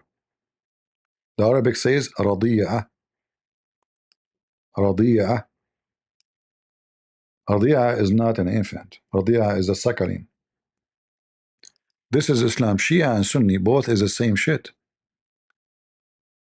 So when this potato he claimed that those people they have to apologize because Mimi Hijab says 5 years old, I prove to you that you marry an infant, Sunni or Shia, and the effing date of the Shia is when you are 9. However, the Shia agree that if you if her, there is no penalty, no problem, but it's better not. And if a Muslim man, he put his penis inside her vagina, but he don't insert it all the way, there's no sin on that. Read it. Even before the age of 9 for the Shia, there's no problem. And here, by the way, they are not talking only about like losing her virginity. No, they are talking about breaking through into her butt. Excuse my language. Read carefully. And if he insert his penis and he connect her vagina, connected to the urine tube, and the one which is later was going to be for the menstruation tube, still it's okay. No problem. Imagine you are destroying her body parts. You rip her apart.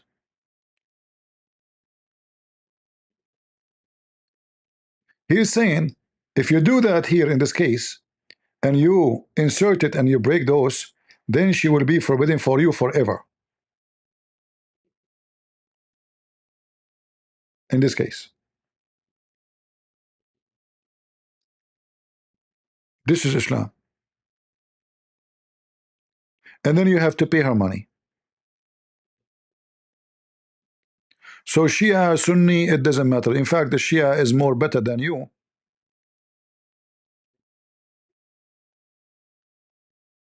At least they are following the pervert Muhammad more decency. I mean in decent way, which means they are following truly what Muhammad said. Muhammad says we do mut'ah, the Quran says so, the Shia do it now. What the Muslims Sunni do, like Mimi Hijab, he go and do something called misyar, which is mut'ah.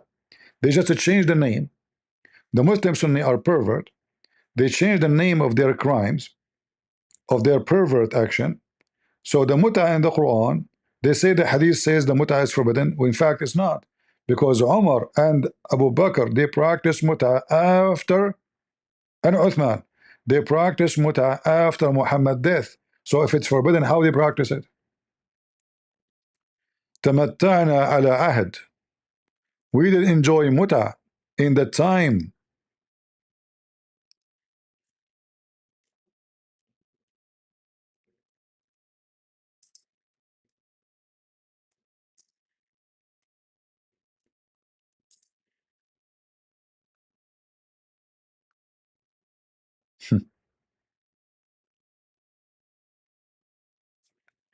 The Muslims, they wish as they wish. They make fabrication. The Quran came to do mut'ah.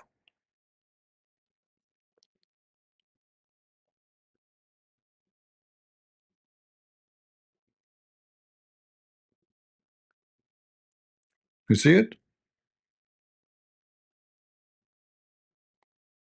The Muslim, they did mut'ah with Muhammad. Muhammad did mut'ah with them. Everybody is doing mut'ah.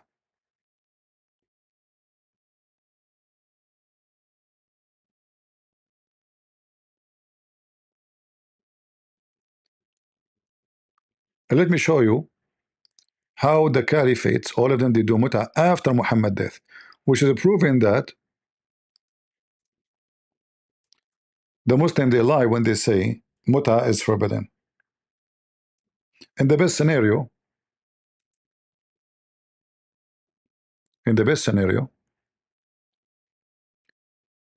Muslim Sunni books is not reliable.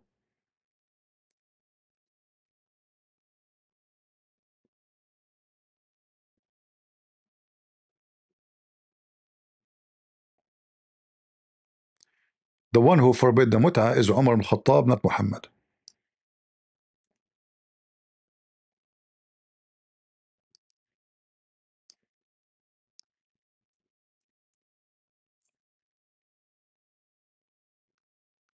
Let us see if we can find it here.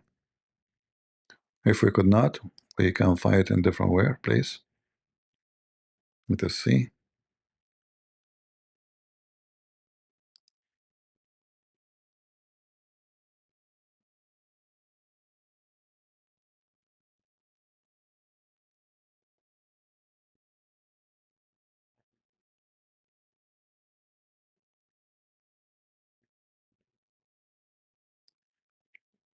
Look how dangerous this hadith is, proving Islamic Sunni to be a bunch of pervert liars.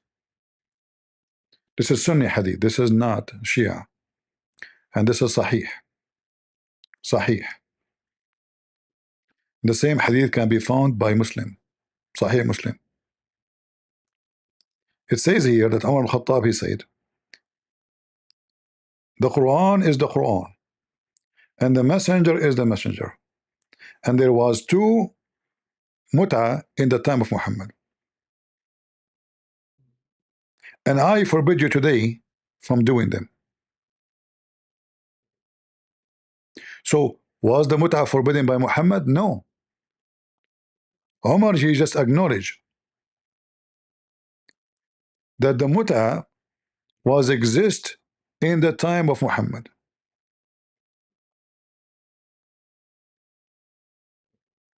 And I am Umar, the one who forbid it, not Muhammad.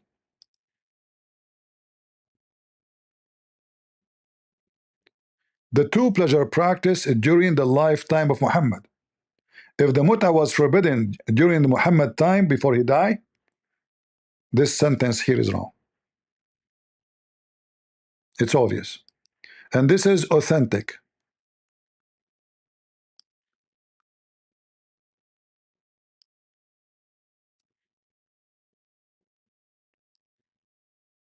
Authentic. All right. Other hadith.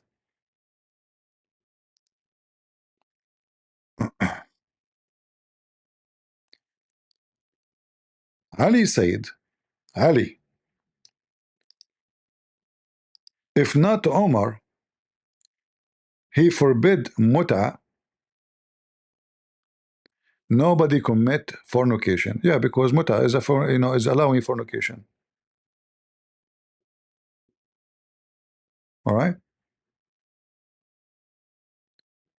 The one who forbid the mut'a is Omar.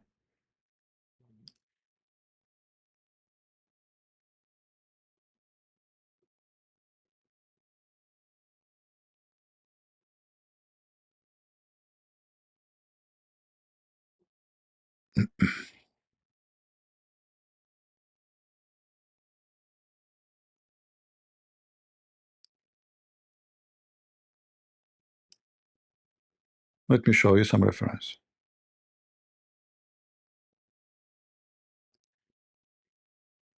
See, Abdul, we are not like you. We don't fabricate numbers. We don't fabricate stories. This is your religion. لولا ما سبقني به ابن الخطاب ما زنى إلا شقي. If not, Omar is the one who forbid it, and he command that before me. This is after Muhammad's death. Nobody became doing illegal fornication because mut'a is forbidden by Omar only, not by Muhammad. Not by Muhammad. And this is Omar. This is Ali saying, if not Omar, he is the one who forbid it, I will allow it.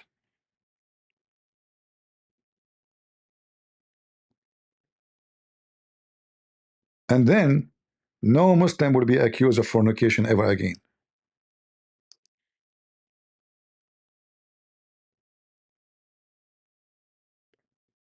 It was only the opinion of Omar, not Muhammad. And now the Muslim, they will say to you, oh, this is a fabricated hadith. Sure, as usual. Right? Anything is fabricated, even if it's a Sahih Muslim, even if it's al-Bukhari. And let me show you. It confirmed from al-Bukhari that the Muslim, they used to F each other by exchanging anything. And this is a practice during Muhammad, during the caliphate after. Read carefully. Read carefully. This is Sahih Muslim. This is Sahih Muslim. We contracted muta, not marriage. There's no marriage. Muta is not a marriage. Muta means sexual enjoyment, not marriage. How that is marriage? The word marriage is not there. Giving a handful of things like, exchange. You go to the women, you are hungry. What do you want? Bread? Okay, I will give you 1 kilo of a flour. Open your legs. It's in front of you. When we did that, during the life of Allah Messenger and during the time of Abu Bakr, until Umar forbid it for the case of Umar ibn al-Harith.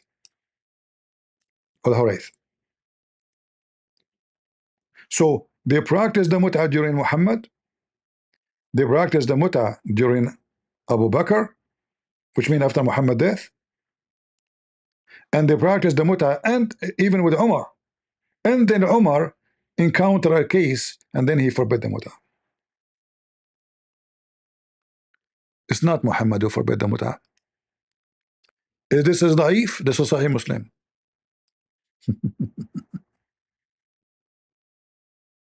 It's in front of you. This is the religion of the pervert Muhammad. Take it or leave it. Do we have any Muslim who would like to join us? I'm tired, so it's going to be easy for you to take me down. Any Muslim?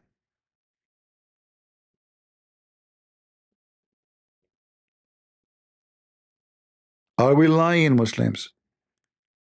You claim that the Shia, they practice what is not allowed. Will the Quran allow it?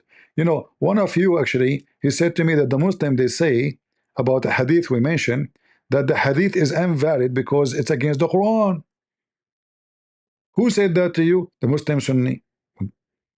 Forbidding the mut'ah is against the Quran. So do the Muslim take what is against the Quran or not? Yes, they take. In fact, all the religion is against the Quran. All of it.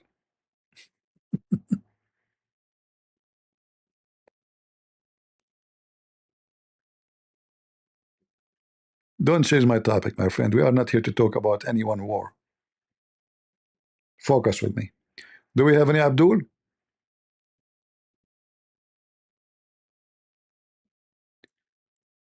The Muslim, they don't have balls. They don't need balls. Aisha never had balls, but she was brave to tell us how the Prophet used to fondle her.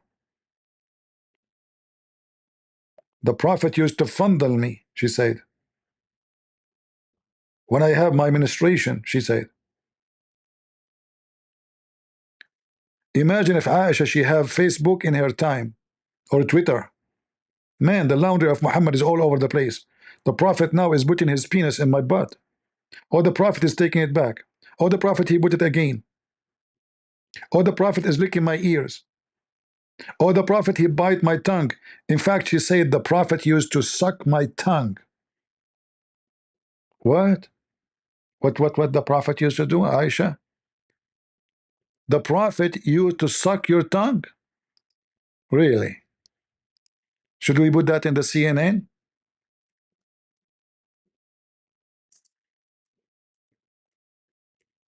What kind of a woman she is? I mean, are you pervert people? Why a woman, she will go, imagine you are married and then you have a wife, she go online and say, guys, my husband Muhammad Hijab, he sucked my tongue. Really? Can you show us how? Are we lying? And look, one will say to you this is sahih, one will say to you this is da'if. This is al-Bukhari.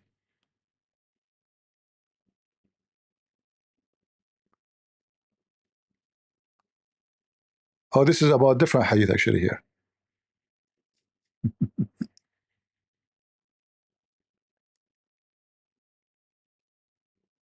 It's weak, brother. It's weak.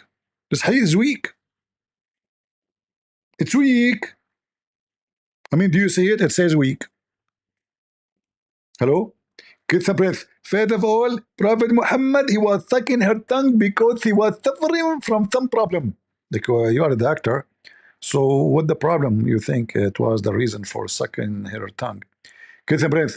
First of all, it's very simple. Me as a doctor, when a Muslim woman she come to my clinic, I suck her boobs, not only her tongue.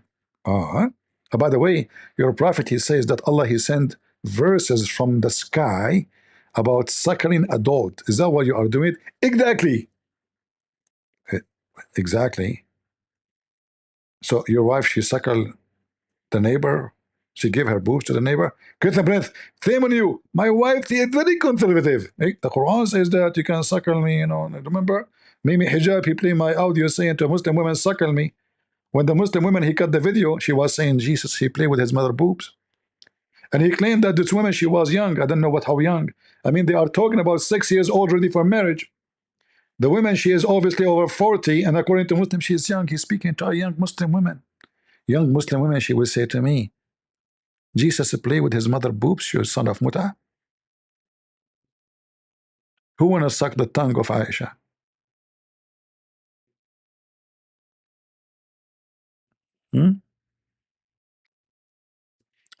Do we have any Muslim?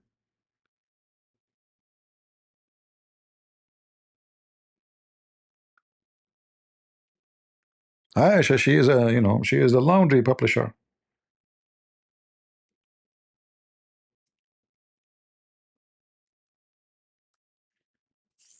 You want to know every sex Muhammad he do? And look how Aisha. I mean, guys, if you read what Aisha is saying, you will see that Aisha is a whore. Literally. Look at this. This is Bukhari. The Prophet used to embrace me during my menses, and also he used to put his head out of the mosque while he was in itikaf, and I would wash it during my menses. What else? This is not a big deal. Let's show you more.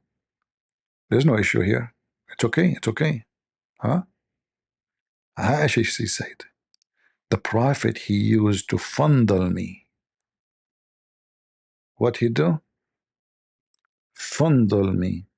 What the word fondle mean? He put his penis between her organs while he is fasting. While what? The guy is fasting now, by the way. Just to let you know. It's haram, brother. Haram to have sex. So wife, what about you open your legs and let me do some brush there? And she said, and who of you can control his penis like the Prophet? She's expert. How Aisha she say that she knew that Muhammad is the best to control his penis? She have expertise? How many men she used to be with them? How someone she is a virgin, she is comparing her husband effing to somebody else? Huh? Like imagine you marry a woman, she claimed that she is a virgin. She say, you are the best man ever I slept with. Man, you're so good. Oh, you are a virgin, how you know? Oh, in my dream. I used to dream about men in my dream. Sorry, I mean, like I dream all the time when I get married, But yeah, you are the best in effing. MashaAllah. How she knew? How she knew that Muhammad is the best of effing? Controlling. Muhammad, when Aisha she have menstruation, he command her to put a sheet between her legs. And possibly he put it in her butt. He fondle you where? Any Muslim can tell us. If she have a sheet,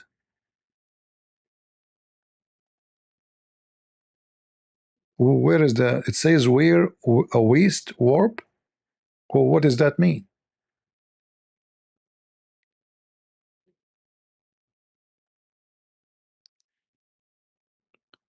Your books. This is your books. Look, those are not translated. They're ashamed to translate them.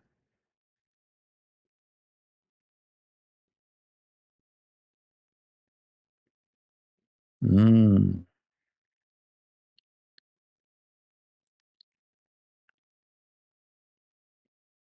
If there is any Muslim, decent Muslim woman, she'd like to teach me how to fondle, because I am naive.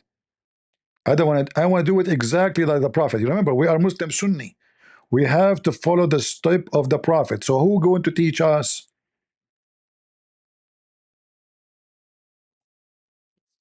Hmm? Who is the Muslim? She want to volunteer to teach us how to is Aisha there to show? Shouldn't you tell us how he used to fondle her more details?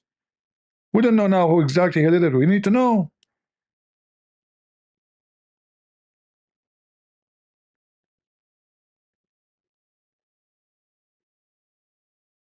Anyone from the fondle me religion?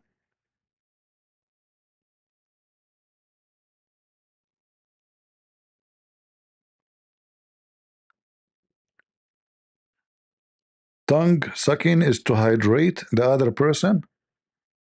Oh, okay. You want to suck the liquid? Okay, that's a good excuse. So if I'm thirsty, I see a Muslim woman, I can suck her tongue because I'm thirsty. Mm, that's a good idea. Do we have any Abdul from the religion of fondle me? Hmm?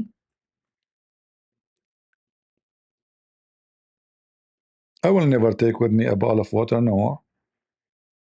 But I need to find Muslim women all the time. That will be difficult. They are a small, tiny minority in this country.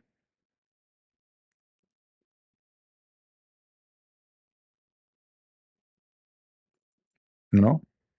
And she have to be very sexy, right?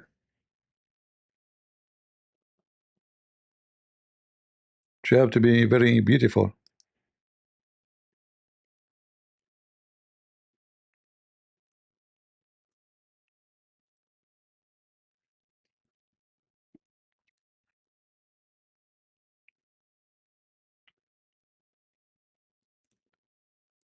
By the way, this is not Aisha, the wife of Muhammad Hijab.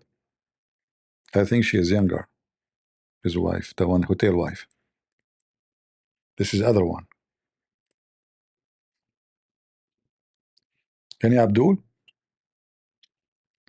You know, I saw images, pictures saying that Muhammad Hijab is drinking a brandy.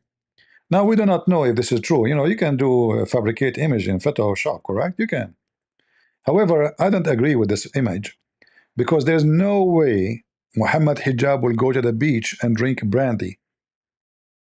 We know that there's a better drink. It's a camel urine.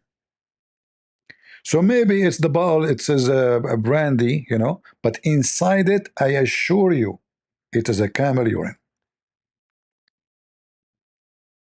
Hmm. Any Muhammadan?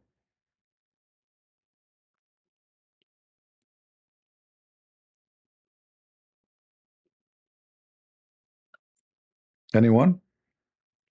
Actually, I don't know. I heard that even Muhammad Hijab, he went to get the camel urine from the camel. He was in Spain, supposedly. He could, you know, they told him you have to go a little bit in the desert, you know. So he found a camel there, and the camel refused to piss. And Muhammad Hijab was waiting and waiting and waiting. And then Muhammad Hijab, he received a phone call. Hello? What? I receive a bill of what? $909,000. I lost the case. The camel, he's a Muslim camel. He's a Muslim camel. He heard this. Muhammad, he put the phone in speaker. The camel he heard, he started pissing. And this is how Muhammad Hijab, he got his piss, the camel urine, and he was able to take it to Barcelona beach. The news pissed off the camel. 909,000, and the judge called him a liar. Liar. Liar. Proven documentally. The court call you liar.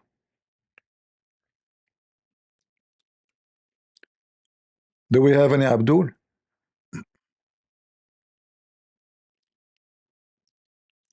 Don't worry, now he will go and he will go to a website. It's called GoFundMe. You see, GoFundMe exists for a reason. All right? He will go to GoFundMe, and the Muslim, they will start, funneling him, donating. Don't worry, go to GoFundMe. Though this GoFundMe is very famous website used by Christians and Muslims. Anyone want to scam people, he use it. From both sides. Anyone, he claimed to be a religious person. Hey guys, today I am trouble. Please, I need your help. GoFundMe. What happened? Oh, please GoFundMe later. I will tell you. Oh, okay. And how much you need? Not much. Not much. Not much. 200,000, 300,000. Not much. And then the insect, they are driven by emotion. They go fundle. Fundle. And then the guy, every few months, he will make a GoFundMe again. By the end of the year, he have more than $2 million in his pocket from the idiots. And this is done by the way by both, not only Muslims and so-called Christians. I understand that the Muhammadan, they are following the step of their prophet and they scam Muslims. But I understand why somebody claimed to be Christian, he do the same. If you remember, Muhammad in the Quran,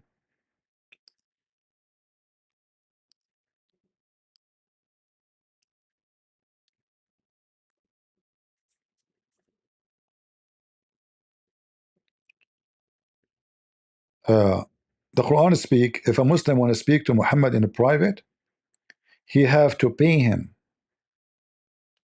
You remember this guy with his name, Muslim Learn Turn? He charged the Muslim $6 a minute.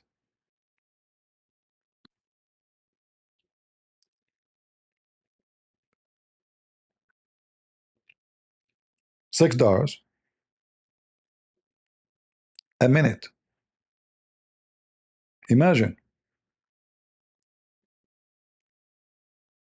So if you speak to say $10, you have to pay. Sorry, I mean, if you speak for 10 minutes, you have to pay him $60. 10 minutes. Even lawyers don't charge that. This kid, Muslim lantern, a kid is a kid. He makes $6 a minute from the stupid Abdul.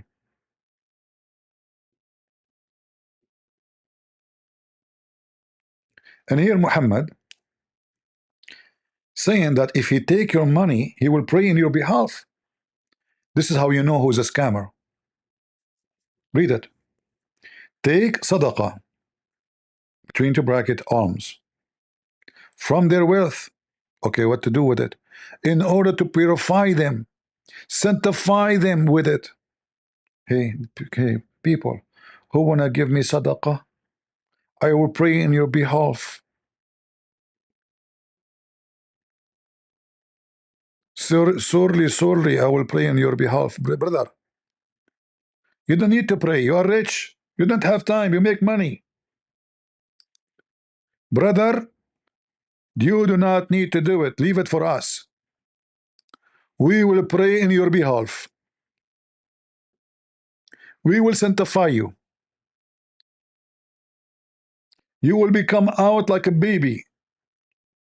Donate to Prophet Muhammad immediately. And when Muhammad he prays in your behalf, it's a source of security for you, brother. It's in front of you. Oh, the picture of Aisha there. Sorry, let me take it off. I cannot take it off, my friend. I'm obsessed with this picture. Sorry, guys. Let me see if I can make it small. I cannot take it off. Excuse me. I'm single. Okay, I have to keep it for now at least. And later, after we finish, I need to look at it more. Since I got this picture, I became like too much addicted. You know, I don't like to watch porn, but this is a pornograph, you know. I mean, it's too much, you know, and I'm single. Oh boy, man, it's hot here. Okay, so if you donate to Muhammad, he will pray in your behalf. Why rich people need to pray? This is not right. They are rich. You give the money to Prophet Muhammad, go fundle me. And then Prophet Muhammad, when he invoke Allah for you, that is a source of security, brother. I mean, it's Muhammad, come on. But isn't it Muhammad himself, he says that you don't trust Allah?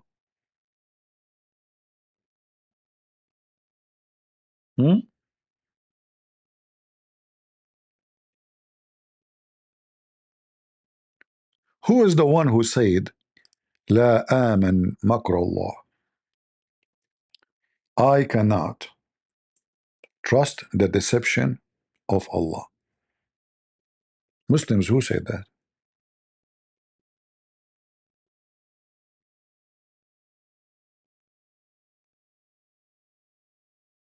Any Muslim? First, it's in the Quran. The one who feels secure from the deception of Allah is the loser.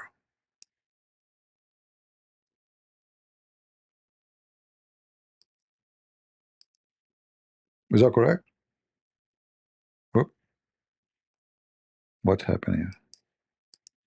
My keyboard is not working. Give me a second.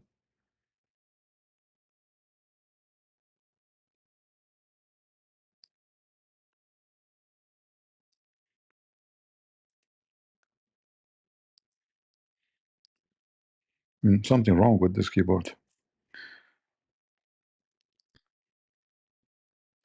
Do they feel secure against the deception of Allah, not the plan? You see how the line translation? The deceive of Allah.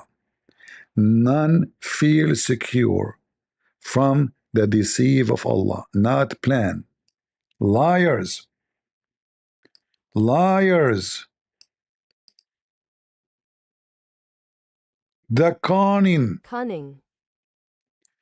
The God of cunning.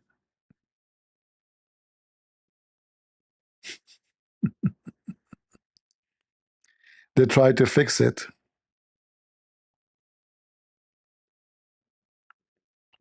Do we have any Abdul who he think he can be secure from the cunning of Allah? Huh? Nobody can be secure.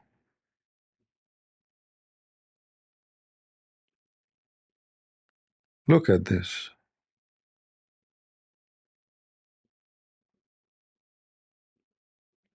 Muhammad actually, he promised the rich ones of Quraysh to go to heaven just because they give him money, starting from Uthman.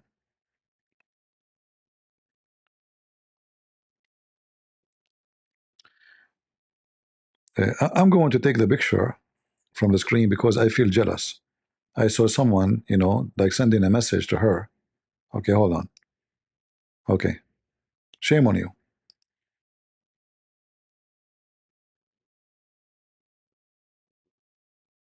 Hmm?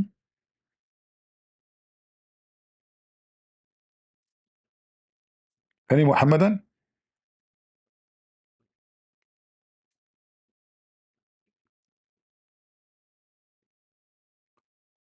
Who is a Muhammadan would like to join us? Mayday, Mayday. Hmm?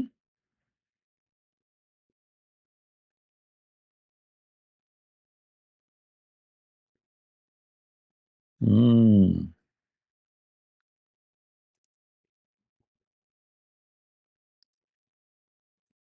I don't see any Muslim in the chat saying I will.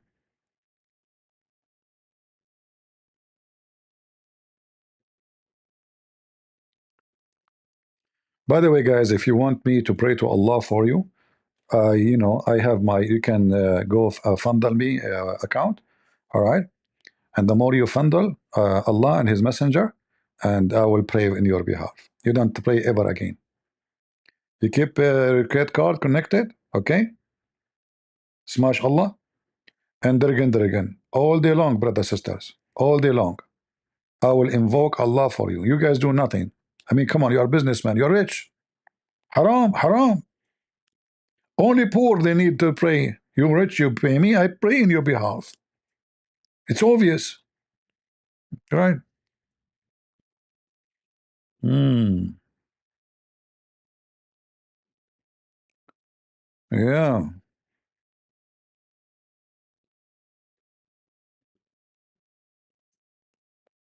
Don't take me wrong. I'm just trying to help here. See, people, because they have a bad mind, they start thinking, oh, maybe he will go and buy a new car, or no. What I will do with the money? This is all for the sake of Allah. I will give it to Allah. Crazy people. Call right now before it's too late. Soon I will lose my voice. I will not be able to be invoking for your sake. And you know, Allah is an Arab guy. He don't understand, you know, Pakistani boys. You know, if Zakir Naik he call Allah, Allah will not understand. Hello? Get a breath. First of all, you commit a big fat lie. Allah, he can understand any language. So why you pray to him in Arabic? Because simply this is the language Allah speak. Okay, that's what I'm saying. Allah, you know Arabic only. He's an Arab God. Get a breath. You are stupid. Allah, he sent the Torah to Moses in Hebrew. Okay. And he sent the Injil to Jesus in Greek. Like, hold on. I thought Jesus was sent to the Jews. Why Allah sent him the word, the gospel in Greek language? Get a breath. First of all, Jesus, he was sent to the Jews who live in Greece. Ah, the Jews who live in Greece. Aha, that is a greasy. Zakir Naik, are you sure? Hmm. Any Abdul? From the religion of the fool?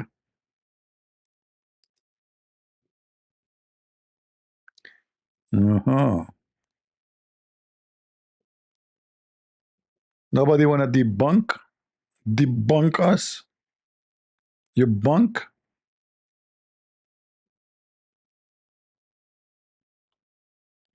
I have 5 BMW. No, I did not get them. This Indonesian guy, he died now. Too bad. I did not get the keys. If you remember his video, Christian Prince, I have 5 questions for you, and I will give you 5 BMW if you can answer those questions. Like, what the heck? 5 BMW? Like 5? Not 1? What about 1? I can drink. I can drive 5 at the same time. Question number 1. Show me where Jesus said, I'm a Christian in the Bible. Like, what the heck? Show you where Jesus says, I'm a Christian? Mission impossible. I lost already. I mean, look how stupid they are. Those are the one they call them ustaz. He want me to show him where Jesus said, I am Christian, which means I follow Christ. I mean, can you believe how stupid they are? Hmm. And then the potato, he died.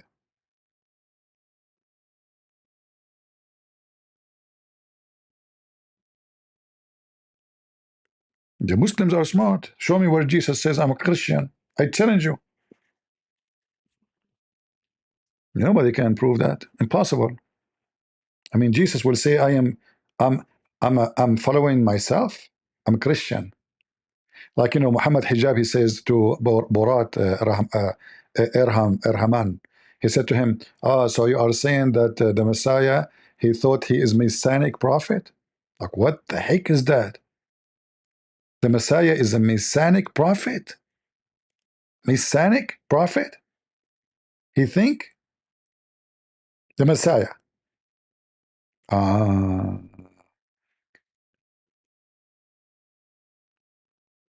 So Muhammad, he think he is a Muhammadan prophet? That's deep. That's wild. Borat. Any Abdul? Yeah, actually, that video is hilarious, Let me see if I can find it just for fun. You guys need fun. If we don't give you fun, then you will go fund the Prophet Muhammad, website.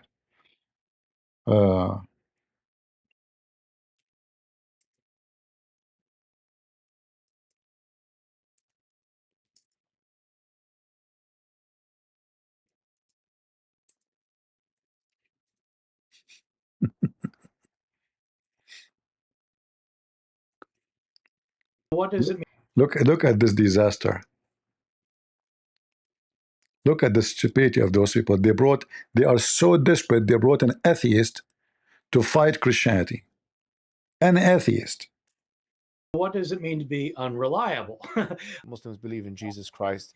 There's a lot of interest, I think, from the Muslim community, and many Muslims feel that your conclusions, your historical conclusions of who Jesus Christ is more commensurate with the Muslim idea than it is with More what? More what? More what? Are you sure? I mean, look how embarrassing. This guy was giving him a finger, and look how Muhammad Hijab is behaving. He did not even dare to insult the guy. Look what he will say to him. interest, I think, from the Muslim community, and many Muslims feel that your conclusions, your historical conclusions of who Jesus Christ is more commensurate with the Muslims, you're a stupid monkey. Mimi Hijab, he said that this guy, his opinion about Christ, more close to the Muslims, but this guy don't believe that he's a Christ. He don't believe he's a prophet. And he's more close.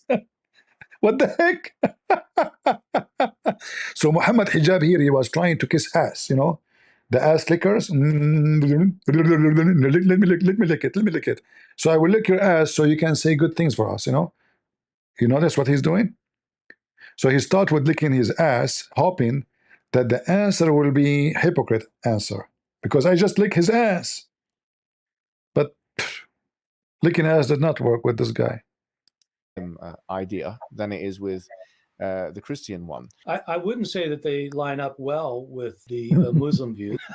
I really do think Jesus was crucified and that he really was dead and buried. I'm not. You cannot see the video. Hold on. I forgot to take the. Hold on. Give me a second. Yeah, let me play it from the beginning. Sorry. What does it mean to be unreliable? Muslims believe in Jesus Christ.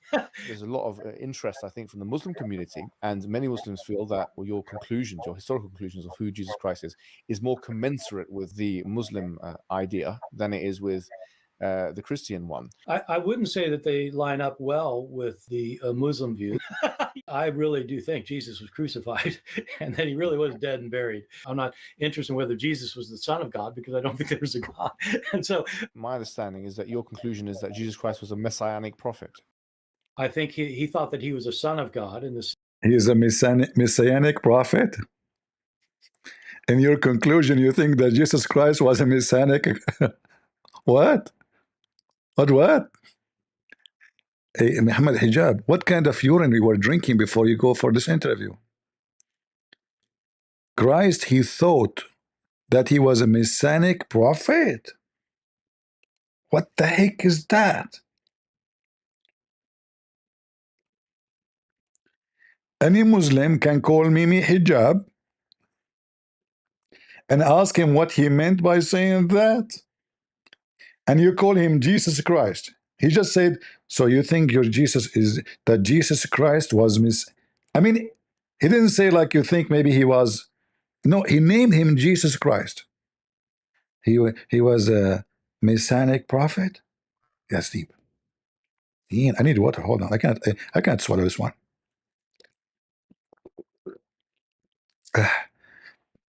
Still not. I can't swallow it. I need more. I think water will not work. The only thing can make it work is camel urine. Police be up on you. Go. You're a genius.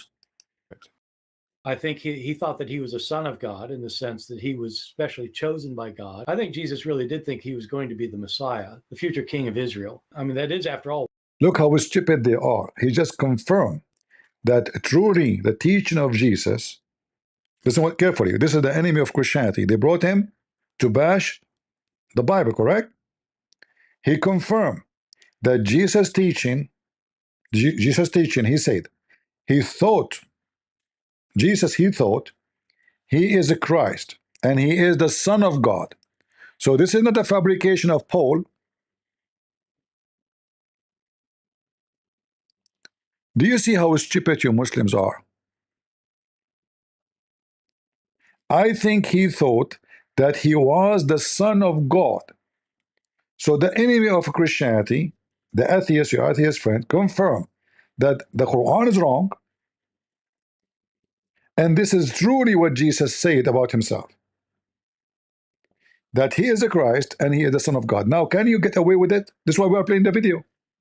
So you brought the guy to bash Jesus, to bash the Bible, and then this guy, he gave you a finger, big one, smelly finger. He thought that he was a son of God in the sense that he was specially chosen by God. I think Jesus really did think he was going to be the Messiah, the future king of Israel. See, he think he is going to be the Messiah.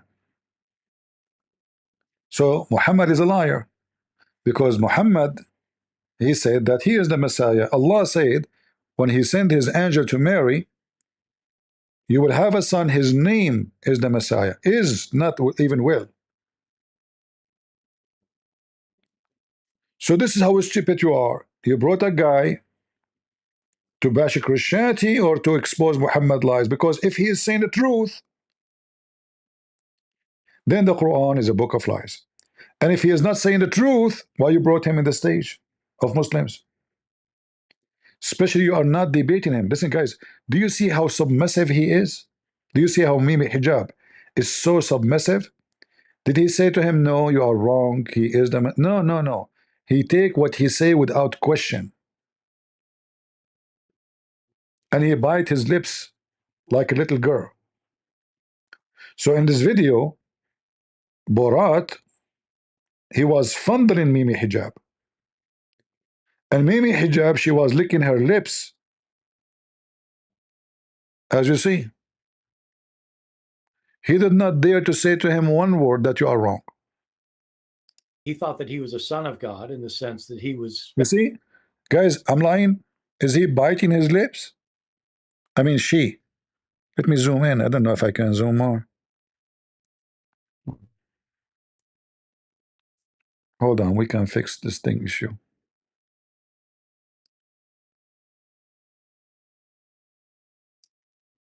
Give me a second.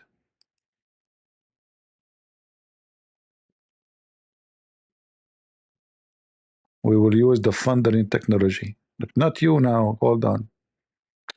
My hand go over to that picture like automatically without even thinking. I make it appear. I can't resist sometime. I need to do something. I need to see some doctors or something. This is not right, my friend. Addiction, not right. He was biting, she was biting her lips. Oh boy. That is Very. Where is? The picture becomes so small. Let's make it big. Hold on, hold on.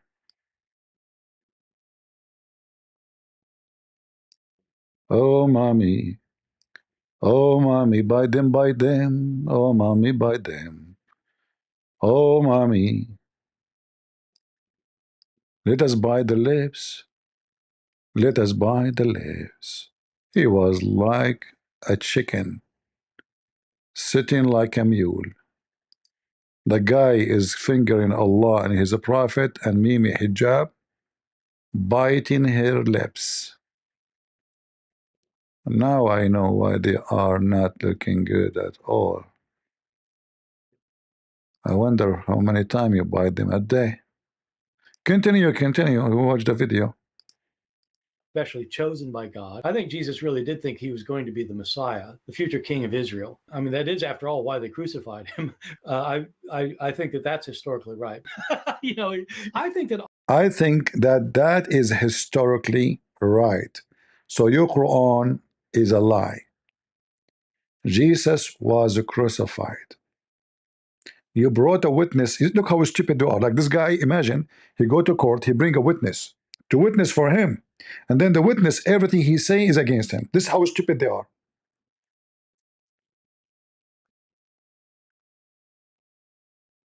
This is how this religion is full of stupidity.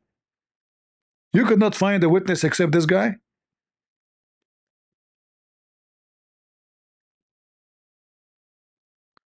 In Rumble, no, guys, don't use a bad language. If you use the F word, you'll force me to block you. Don't use bad language. All right? Watch your mouth.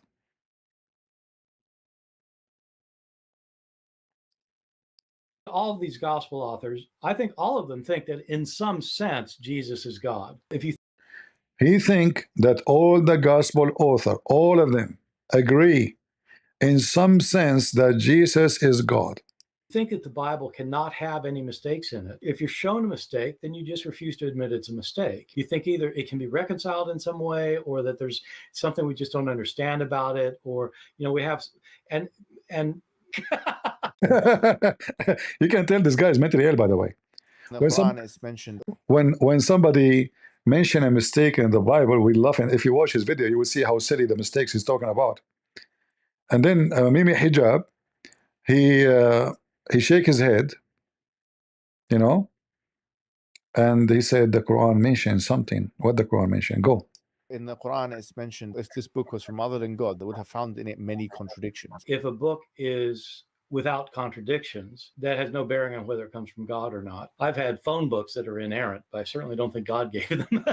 So, no, that is. Even Mimi himself laughed at the idea of the stupidity of Allah. So if there is a book does not have contradiction, it's from Allah. I have many books. There's no contradiction in them. I am Allah then. Worship me. Can you believe it? How stupid this garbage Muhammad is? I'm not talking about this guy. This guy is garbage anyway. I'm talking about his prophet. So his logic is, he said, if this is a book made by other than Allah, you will find in it a contradiction. However, I can get you in less than 30 minutes at least 100 contradiction. Who is willing to call me and ask me for one after one? Any Muslim? Any Abdul? We just heard Mimi Hijab saying, the Quran saying, if this book is made by other than Allah, you will find a net contradiction. So if we can't find one contradiction, this is not made from God. Very simple. End of the story. Any Abdul?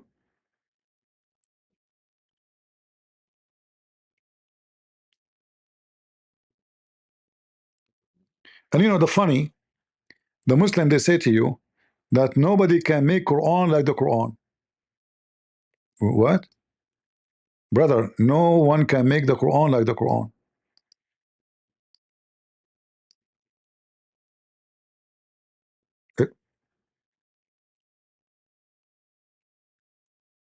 What do you mean? Can you make Quran like the Quran?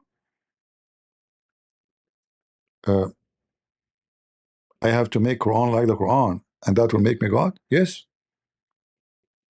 Okay, can you make books like my books? If you say yes, you're copying me. The only way to make a book like my books, only if you are copying me. Are you stupid?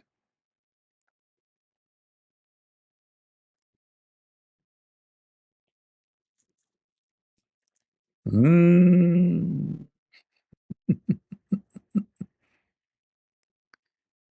And then we find that the Quran itself says, Shaitan made Quran.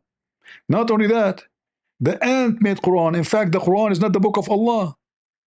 Because when Allah, He is quoting the ant, who is the one is talking there? The ant. The bird making Quran. The chicken making Quran.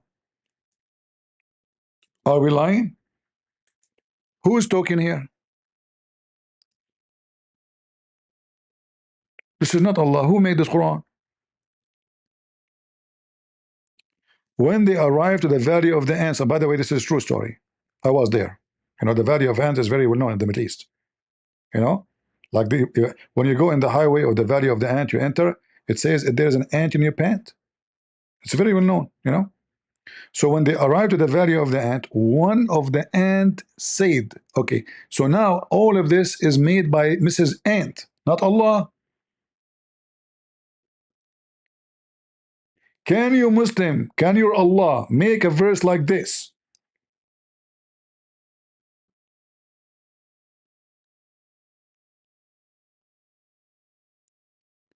Your God Allah, is He quoting the ant word by word? Or fabricating a story? You will say no to me, word by word. That means the one who made the Quran is the ant. Who's talking there? The ant. She said. It says she said. And ants are deaf and mute. They don't talk, you idiot. And then Sulaiman, he heard her, but you cannot hear a deaf. Ants don't talk. We can call their communication as a talking, no problem. But here the story is so clear that he heard her. She said. And then Sulaiman, he was amused. And then he said the following. So who is the one making Quran? Allah? No. He said, when Sulaiman, he say this, and the ant say that, and then the chicken say this,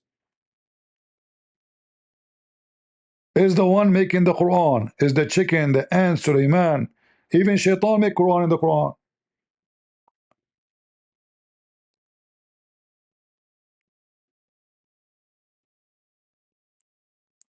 Adam is talking in the Quran. The angels are making Quran. And Allah is quoting them. So when the Muslims, they say that the Quran is made by Allah, this is a big fat lie against what the Quran is saying. He said after he checked the birds,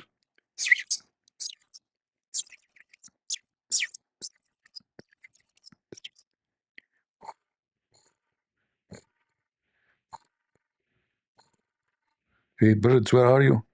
What is this bird is missing? Sulaiman. So Sulaiman, he have like 10 billion bird, and there's one of them is missing. How he can count them so fast? It was AI.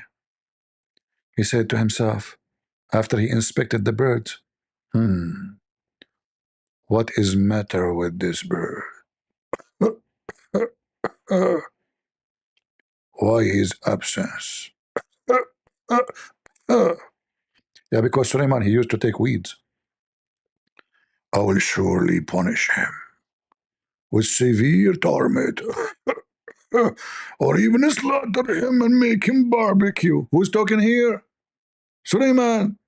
Sulaiman, the bird, the chicken, the bird, the ant. And then you say to me, can you make Quran like the Quran of this? This is Sulaiman making Quran, the ant making Quran, the bird making Quran. I will torture him for sure. Okay, I will take his feather one by one. from his butt. Where is your butt? Where is your butt? Turn your butt for me. Oh, bird. Okay, when the bird come, call me, okay? Hello? Hello? Get some breath. First of all, I underline. The bird doesn't say he will take the feather from his butt. Zakir Naik, he will take, he will torture him. I mean, so he will take feather from everywhere. Get the breath, you are a big fat liar. First of all, this bird doesn't have any feather in its butt. You? What do you mean? The bird, they have feather coming from their butt. Get the breath, the butt is the anus. And if you are stupid to say that the anus have feather, okay, I mean that area. Exactly. I get you busted. It's recorded. This is God book. The ant said, the chicken said, the rooster said. Bok, bok, bok, bok, bok, bok. And then we go deeper. We found that Muhammad claimed that Allah, he sit in a rooster. Where? On a rooster.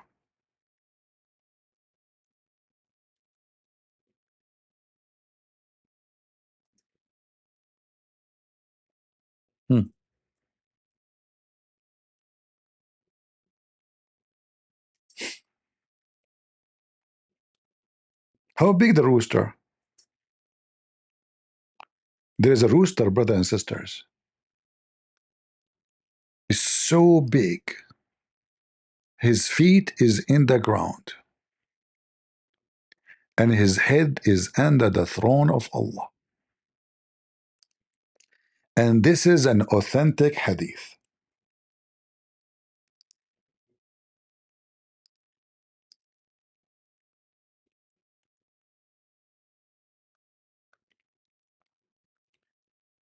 Prophet of Allah said, Allah allow me to tell you about a rooster. God Almighty has given me permission to talk about a rooster. It's a roostery story. After you hear it, I will roaster you all. In the best scenario, I will roast you. So Allah allowed me to speak about a rooster. And this rooster, his feet is in the soup of the ground.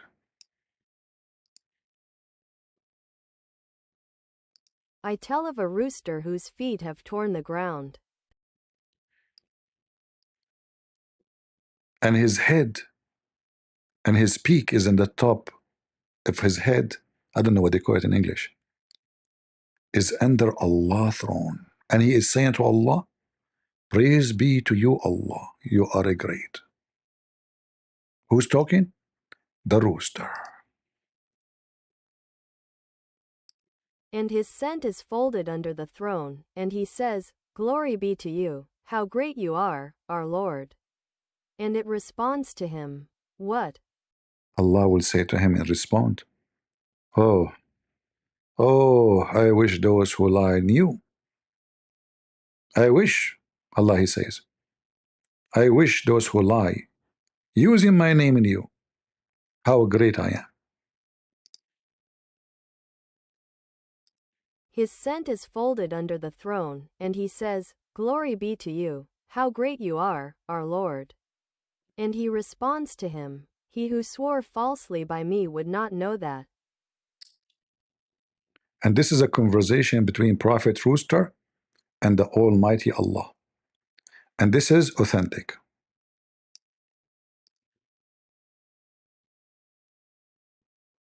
Summary of the Hadith scholars' ruling. His chain of narrators is authentic.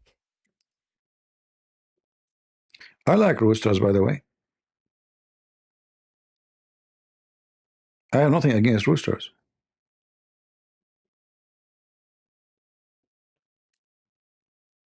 What do you think? All of us will like roosters. They are like beautiful with colors, you know.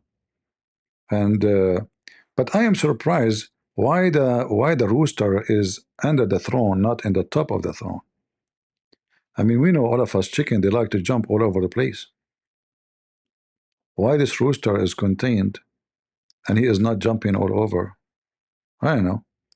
It doesn't make sense to me. Maybe in the beginning, like he started the conversation, then Allah, he go to the bathroom, and then he would jump on the top of the chair of Allah?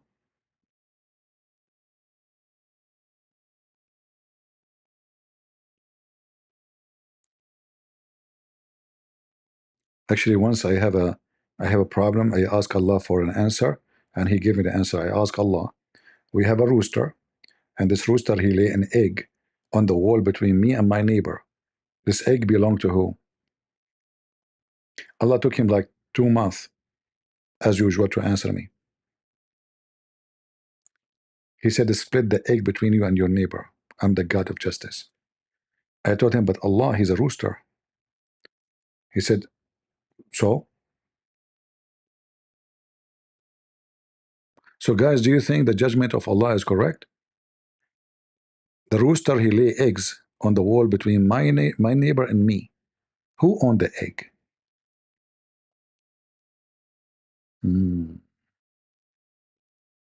I see. We will find out sooner or later.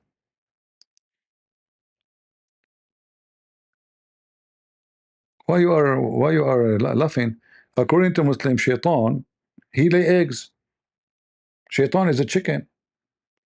Hey Muslims, am I lying? Get them busted, get them busted. Is it true that Shaitan, he have a penis in the right thigh and he have a vagina in the left thigh, and he shake it, shake it, shake it, and he enter this into this, he do nikah, and then he lay 10 eggs. I never thought that Shaitan is a chicken.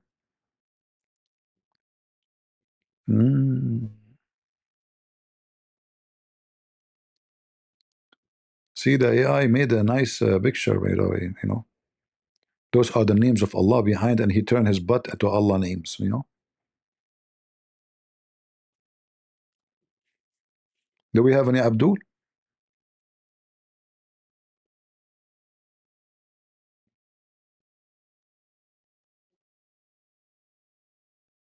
Anyone?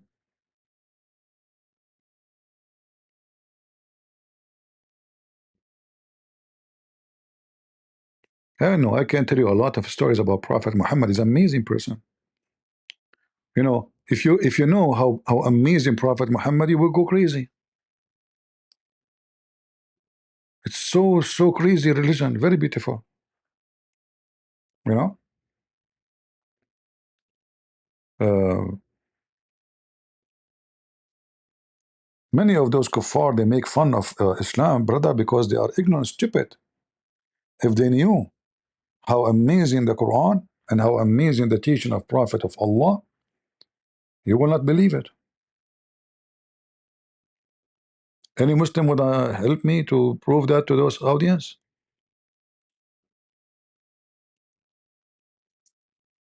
They line up in different channel. Here we cannot find them.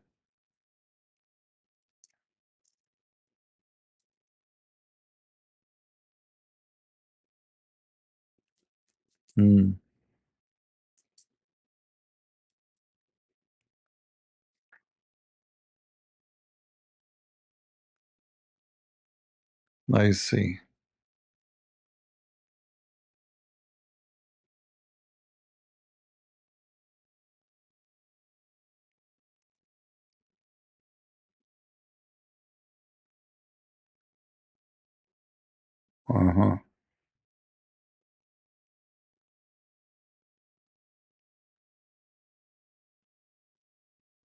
Let me find you something will make you convert to Islam right away.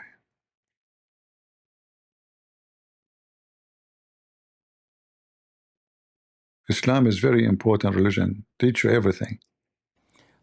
Important questions. We will not show you Islam to be silly. No. We have an important matter. It's about death and life. Khalid question says, I've read as per the hadith that it is not permissible to roll up pants. Can you elaborate the actual meaning of it?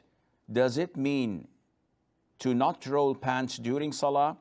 As in office time, I do wear pants below the ankles and usually roll my pants before salah and perform accordingly. Is this permissible? First of all, the hadith is in the Sahih, where the Prophet said, alayhi salatu wasalam, said, I was ordered to prostrate on 7 bones or 7 limbs or 7 areas of my body. And he said the forehead, and pointed to his nose as well, the hands, the knees, and the feet. And I was prohibited, I was prevented, I was denied from rolling any form of dress or tucking it in, and from doing the same to my hair. The hadith is regarding salat, and we understand this because of the first part. Hey Muslims, where we can find Muhammad receiving the teaching of Allah about how to pray as the guy he said? Where we can find those stories? Any Muslim can tell us? He said, Allah forbid me. That means he received a command from Allah. Where we can find that in the Quran? Where we can find that even in the hadith where Allah spoke to him? Where is the conversation between him and Allah? And what kind of God? What the problem if you are wearing a pant and your pant is going down to your you know, like what is exactly the issue with Allah? Is that important that he's praying to you, or the pant he's wearing?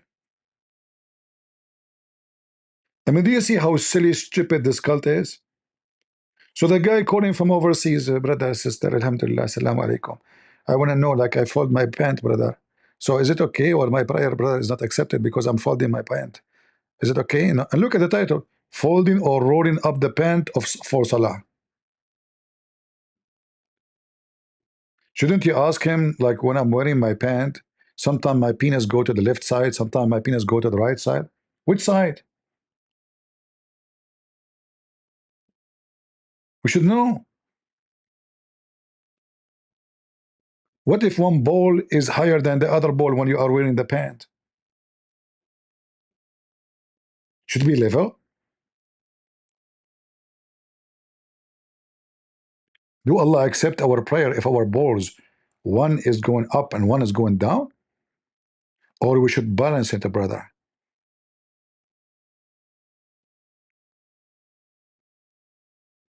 What the heck is this? This is a question, and this is a religion, and Allah forbid me? From what? Forbid me. If Allah did not forbid you from having sex with Aisha, He forbid you from folding your pant?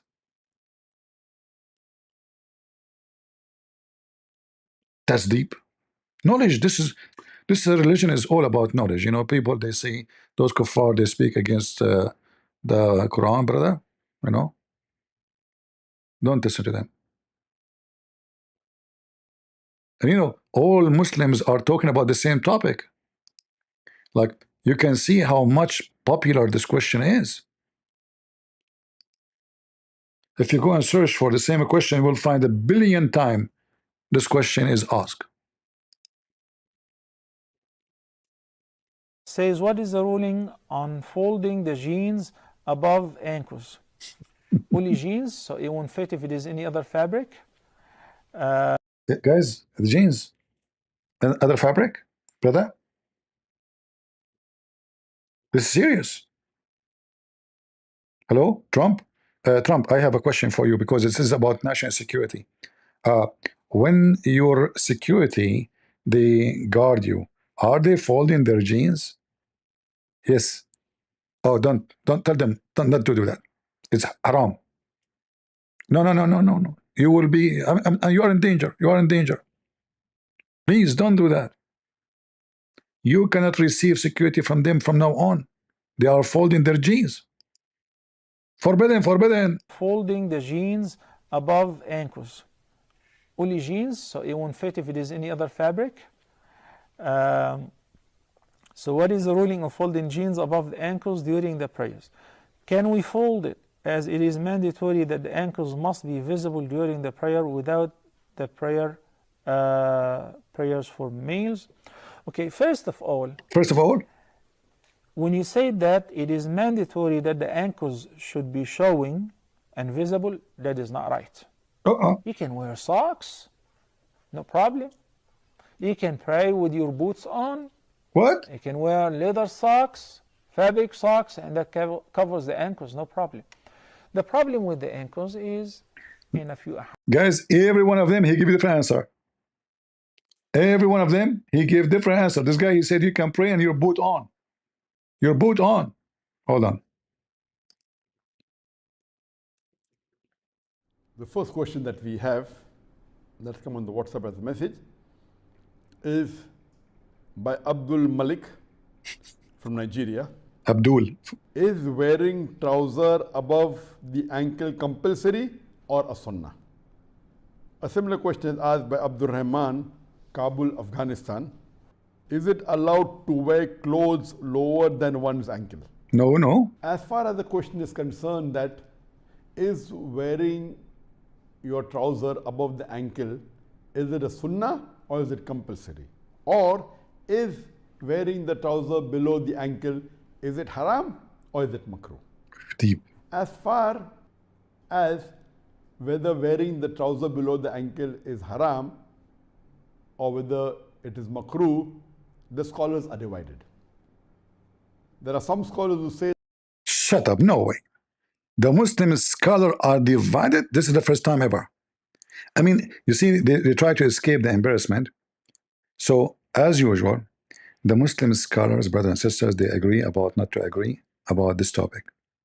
Okay, what about the second topic? Okay, the Muslim scholars agree about not to agree about this topic too. What about the third topic? The Muslim scholars agree about not to agree about this topic. So the Muslim scholars agree about what? I told you, they agree about not to agree. The Muslim scholars agree not to agree. Islam is so clear. It's so clear. So how which one is right? How we know? We might follow the wrong one and go to hell now. Agree not to agree? Okay, okay. Very important question. I look at you, you know. By the way, Zakir Naik, when he wear a pant, I don't know if you saw his picture, his pant always short like Charlie Chaplin. Why? Because Muhammad, he said that if the pant he touch your, you know, your foot, you go to hell. You go to hell, they're guarantee, brother. compulsory. Or is wearing the trouser below the ankle, is it haram or is it makruh? As far as whether wearing the trouser below the ankle is haram or whether it is makruh, the scholars are divided. There are some scholars who say that wearing the trousers below the ankle is makruh. That means wearing the trousers above the ankle is sunnah. While the other scholars say that wearing the trousers below the ankle, it is haram, and wearing above the ankle is a fard. In all the four schools of thought, in the Hanafi school of thought, in the Maliki school of thought, in the Shafi school of thought, in the Hanbali school of thought, there are scholars, many of them, who have said that wearing trousers below the ankle is makruh, or wearing above the ankle is sunnah, as well as there are scholars who say that wearing below the ankle is haram and wearing above the ankle is a fard. There are various hadith which speak about the subject of the izar or the trousers or the lower garment below the ankle. The hadith in Sahih Bukhari, volume number 7, hadith number 5787, where 5787. Okay, the number is so clear. 5787, brother. Abu Hurairah, may Allah be pleased with him, says that the Prophet, peace be upon him, said that the izar, the lower garment that hangs below the ankle, is in the fire of hell. Sahih hadith. Sahih. It's in Bukhari. That's it. You will go to hell now.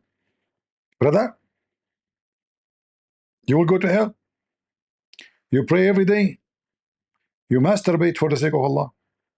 You molest kids like Aisha. You do jihad by putting TNT in your anus and go on an airplane. But you forgot your garment is touching your feet, touching your ankle, brother. You're going to hell. Bad news, bad news. There's a very strong relationship between the, and going to hell. That's it. Big sin, big sin. Allah forgive all sin except this one, and shirk. The izar, the lower garment that hangs below the ankle, is in the fire of hell. Sahih hadith. It's in Bukhari. And there are various Sahih Hadith in Bukhari, in Sahih Muslim, and other books of Hadith. It is further mentioned in Sahih al-Bukhari, volume number 7, Hadith number 5790. The Abdullah ibn Umar, may Allah be pleased with him, he says that Prophet Muhammad, peace be upon him, said that once a man was walking with his izar trailing on the ground, and Allah subhanahu wa ta'ala made him go beneath in the earth, and he kept on going beneath till the day of resurrection. There's the hadith. Guys, Allah right away, He command him to go beneath the earth, and he keep going. Hey Abdul, where are you going? Walking down the earth, la la la la la la, la la la la la la la la la la la. Abdul, stop! No, I cannot. Allah command me to go down the earth, and he kept going until the day of death, my brother. Where are you going? Walking down the earth, la la la la la la, la la la la la la la la la la.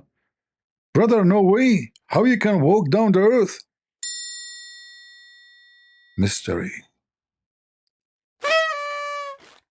Amazing.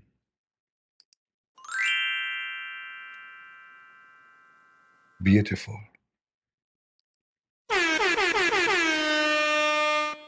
You Muslims are doomed.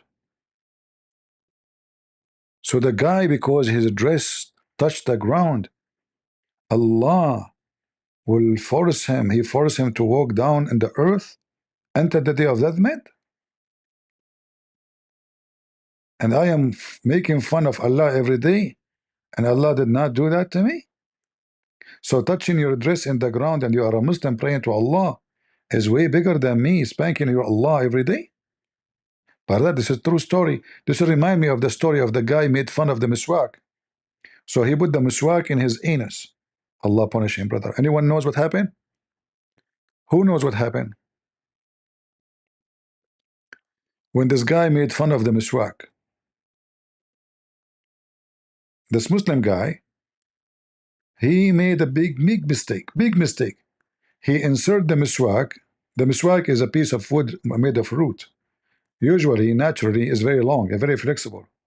The Muslim, they cut it pieces because now it became expensive. Every Muslim want to buy it to do what Muhammad supposedly done.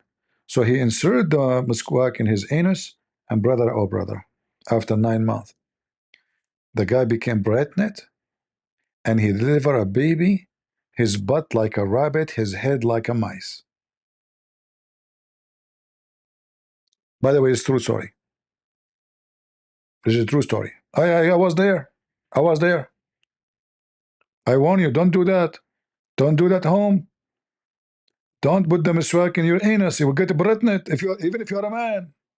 And then you will deliver it. From where, I have no idea. Don't ask me. The guy delivered the baby.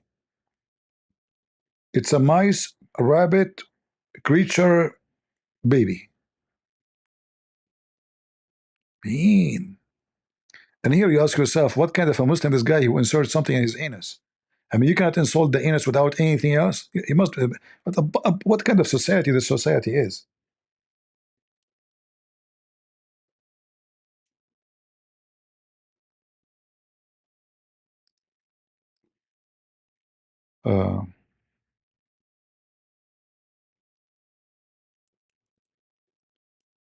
Let me see if I can find you the reference.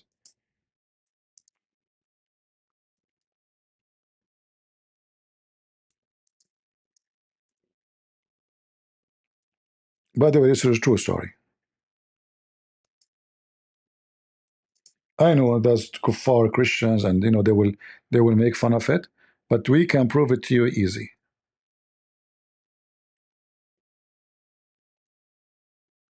And there's many stories, you know, not only this one. I mean, the Muslim, they have tons of stories.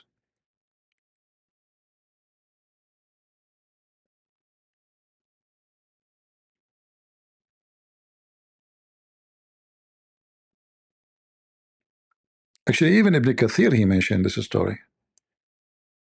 Let me see if I can find you the story.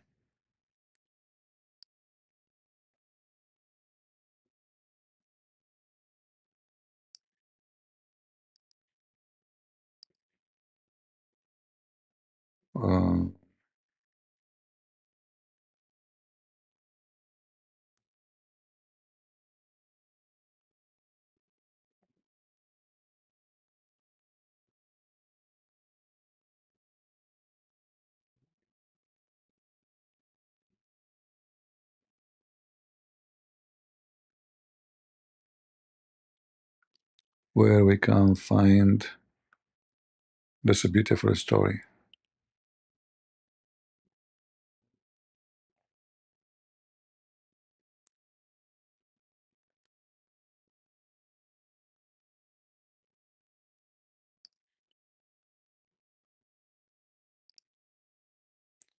I hope you guys you will learn, so you will not face and end the same, unhappy ending. And the story, by the way, is very dependent on who is reporting it. So some story they say he gave birth to a baby. His head is a head of a fish. His anus is the anus of a rabbit. Yeah, Muslims, what you can say. Yeah. So this is the book of Al-Bidayah and Al-Nihaya, Ibn Kathir.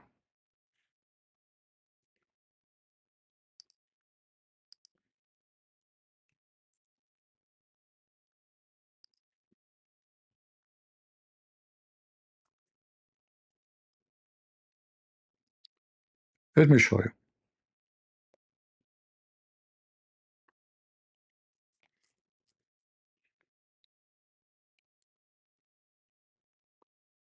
Let me translate the whole thing. Again, this is Ibn Kathir. If you have the book of Ibn Kathir, Al-Bidayah and Al-Nihaya, Ibn Kathir, volume number 17, page number 469. All right? Volume 17, page 469. Al-Bidayah and Al-Nihaya, the beginning and the end, Ibn Kathir. Now we go down here. Read and love. The religion of Allah.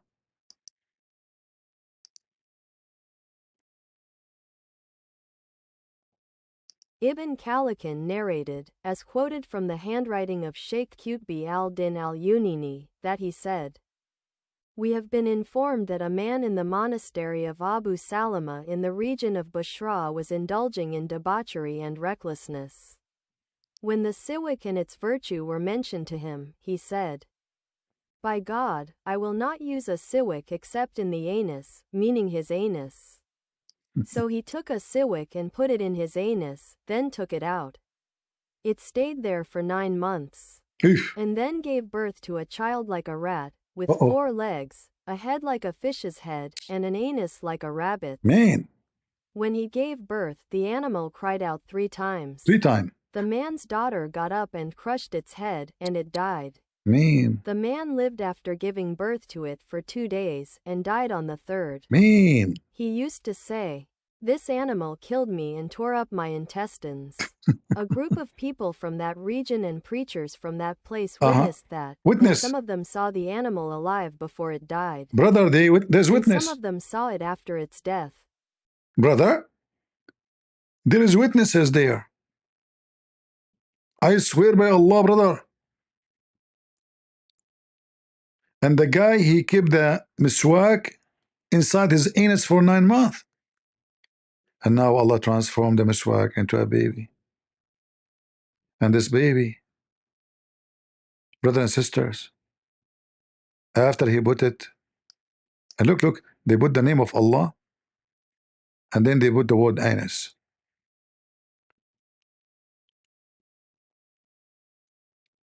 So he inserted the miswak or siwak inside his anus, and he kept it there for 9 months. 9 months it's inside his butt.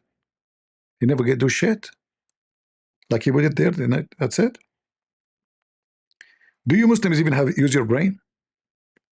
9 months the guy, he kept the piece of wood in his anus.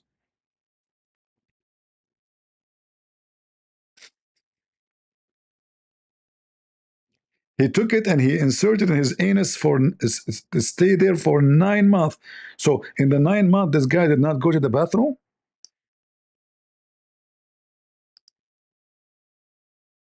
Man, stuck, huh? During that time, he was going to the bathroom from his nose. True story, true story. There's witnesses. And then he gave birth to a child like a rat. Mean, like a rat or a rat with 4 legs. Like a rat with 4 legs, and his head like a head of a fish.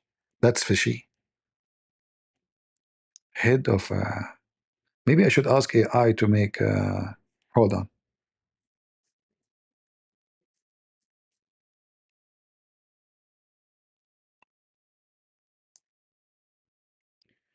Make an image of a creature look like a rat, have a head of a fish, and his butt like the butt of a rabbit. Let us see what AI will do.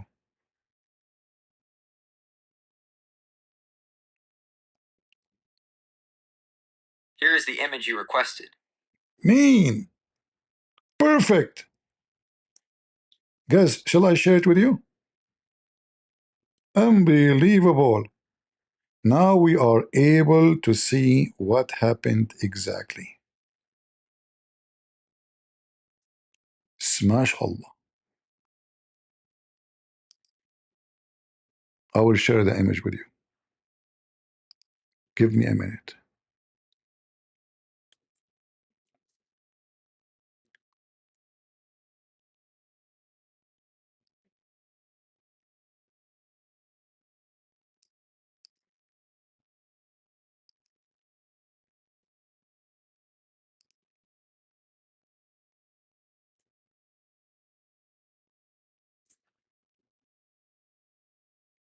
Because you might be wondering how he looked like this baby, and you will be confused maybe. But guess what? No more confusion. We get the witnesses and they took selfie of it. Give me a second. I will show you with proofs and evidence how this animal look like. Take a beer.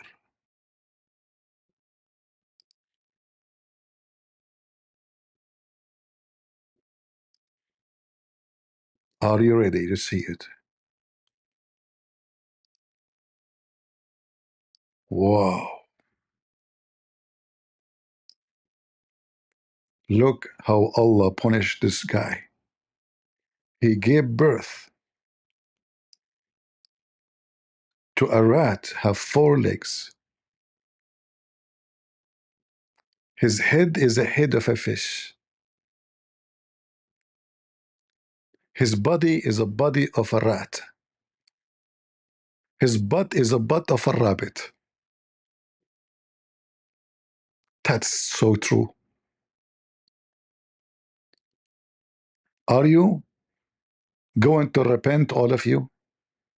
Do you want yourself to give birth for a rat? You little rat, you and you, all of you together? Aren't you going to repent now? Do you see what Allah can do to you? You make fun of Allah. And there was witnesses. Listen, listen, listen. It says in the story, there was witnesses. Yeah, brother. Like to confirm the story, they come with witnesses. Look, we are not making things up. If you go here, his anus like a rabbit. His anus like a rabbit. Not an anus of a rabbit. His anus like a rabbit. So the picture there is perfect, actually. You know, it's perfect. Just think about it. Not too much. Don't think much. Okay, it's going to hurt you. So his anus like a rabbit. So when he gave birth, the animal cried, wah, wah, wah. Out 3 times only. 3. Stop. 3. You know, with 3. Why 3? Don't ask me. Then the man daughter got up and crushed his head, in the head of the fish. And then after the daughter crushed his head, brother, which is true story, it died. Oh, after you crush his head, he will not die usually? Oh, okay. You have to confirm that. Then the man, he lived for 2 days after the birth of this rabbit rat. And then he died in the third. Again in the third. So look, the animal, he screamed 3 times. The guy, he died in the 3rd day. Obviously, the Muslim, they don't believe in the number 3. It's obvious. I don't know. Don't ask me. Don't ask me why 3. Everything 3. Muhammad ablution 3. Calling for Adhan 3. Saying Assalamu alaikum 3. Wiping his face 3. Shaking his penis 3. Cleaning his body 3. I mean, Muhammad is stuck with number 3. And they say to you, this is the number of perfection of God. I thought Trinity is not perfection. Continue, please. So the animal killed, he said, the animal killed me and tore up my anus. A group of people, brother, they were there. A group. This is not a story like boom, boom, somebody said. No, we have witnesses. So a group, bigger group of people from that region. Which region? Such and such. What the name of the guy? Such and such. So a group of people, and they were there, and their name is such and such, and such and such, and such and such, and such and such. Which region? In the region of such and such, and country of such and such. They were there in that place, and they witnessed that. The guy, he gave birth in front of them. Those people, they came to his house to see what is coming from his butt. That is really a butty question, a butty story.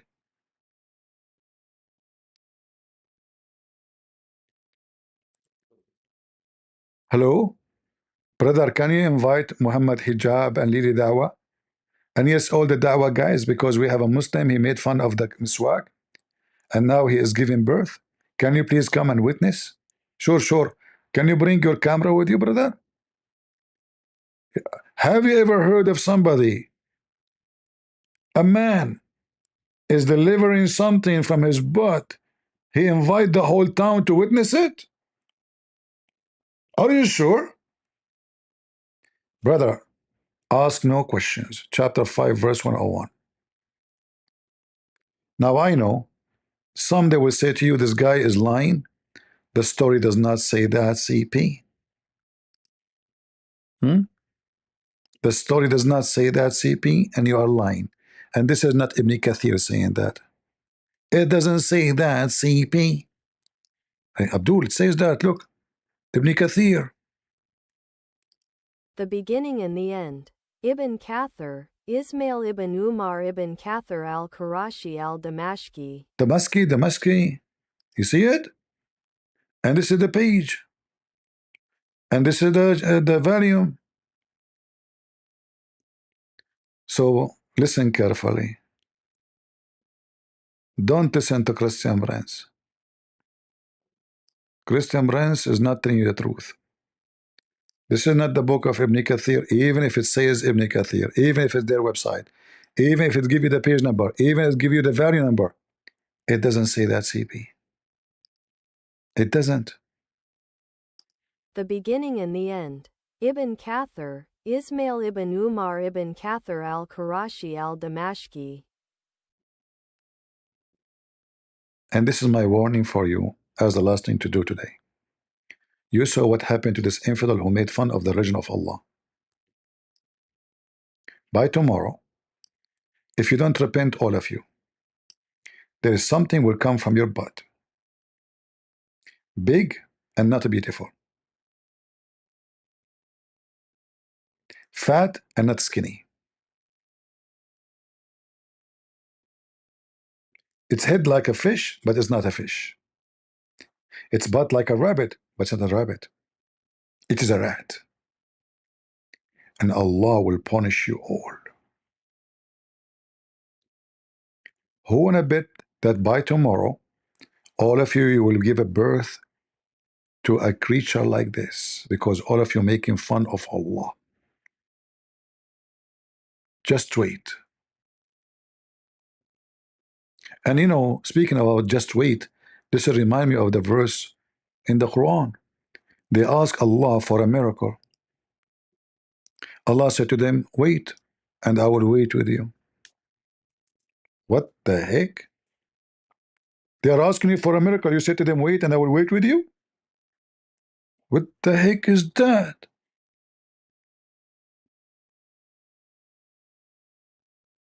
Wait, and I am waiting with you? You are the one who will do the miracle. You are waiting for what? They say, how come Allah don't give him a single miracle? Say, wait, and I am waiting with you. That's deep.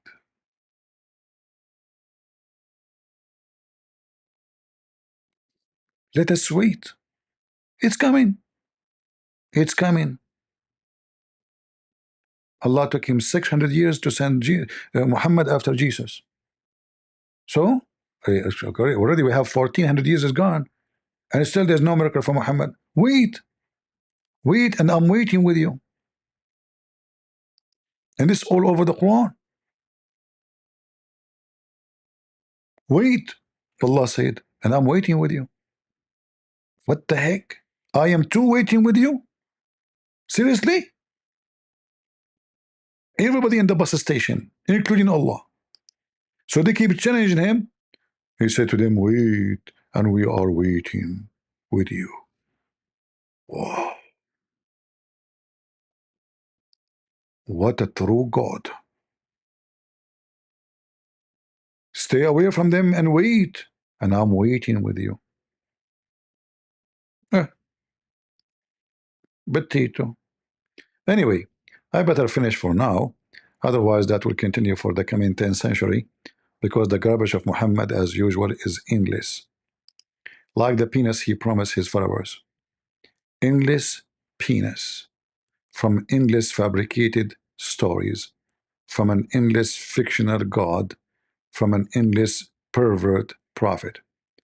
Leave your comment, share the video, download it, and invite the Muslim to debate me if they dare.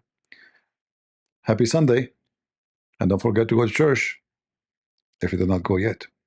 God is good, so is Jesus, and we are the crusade.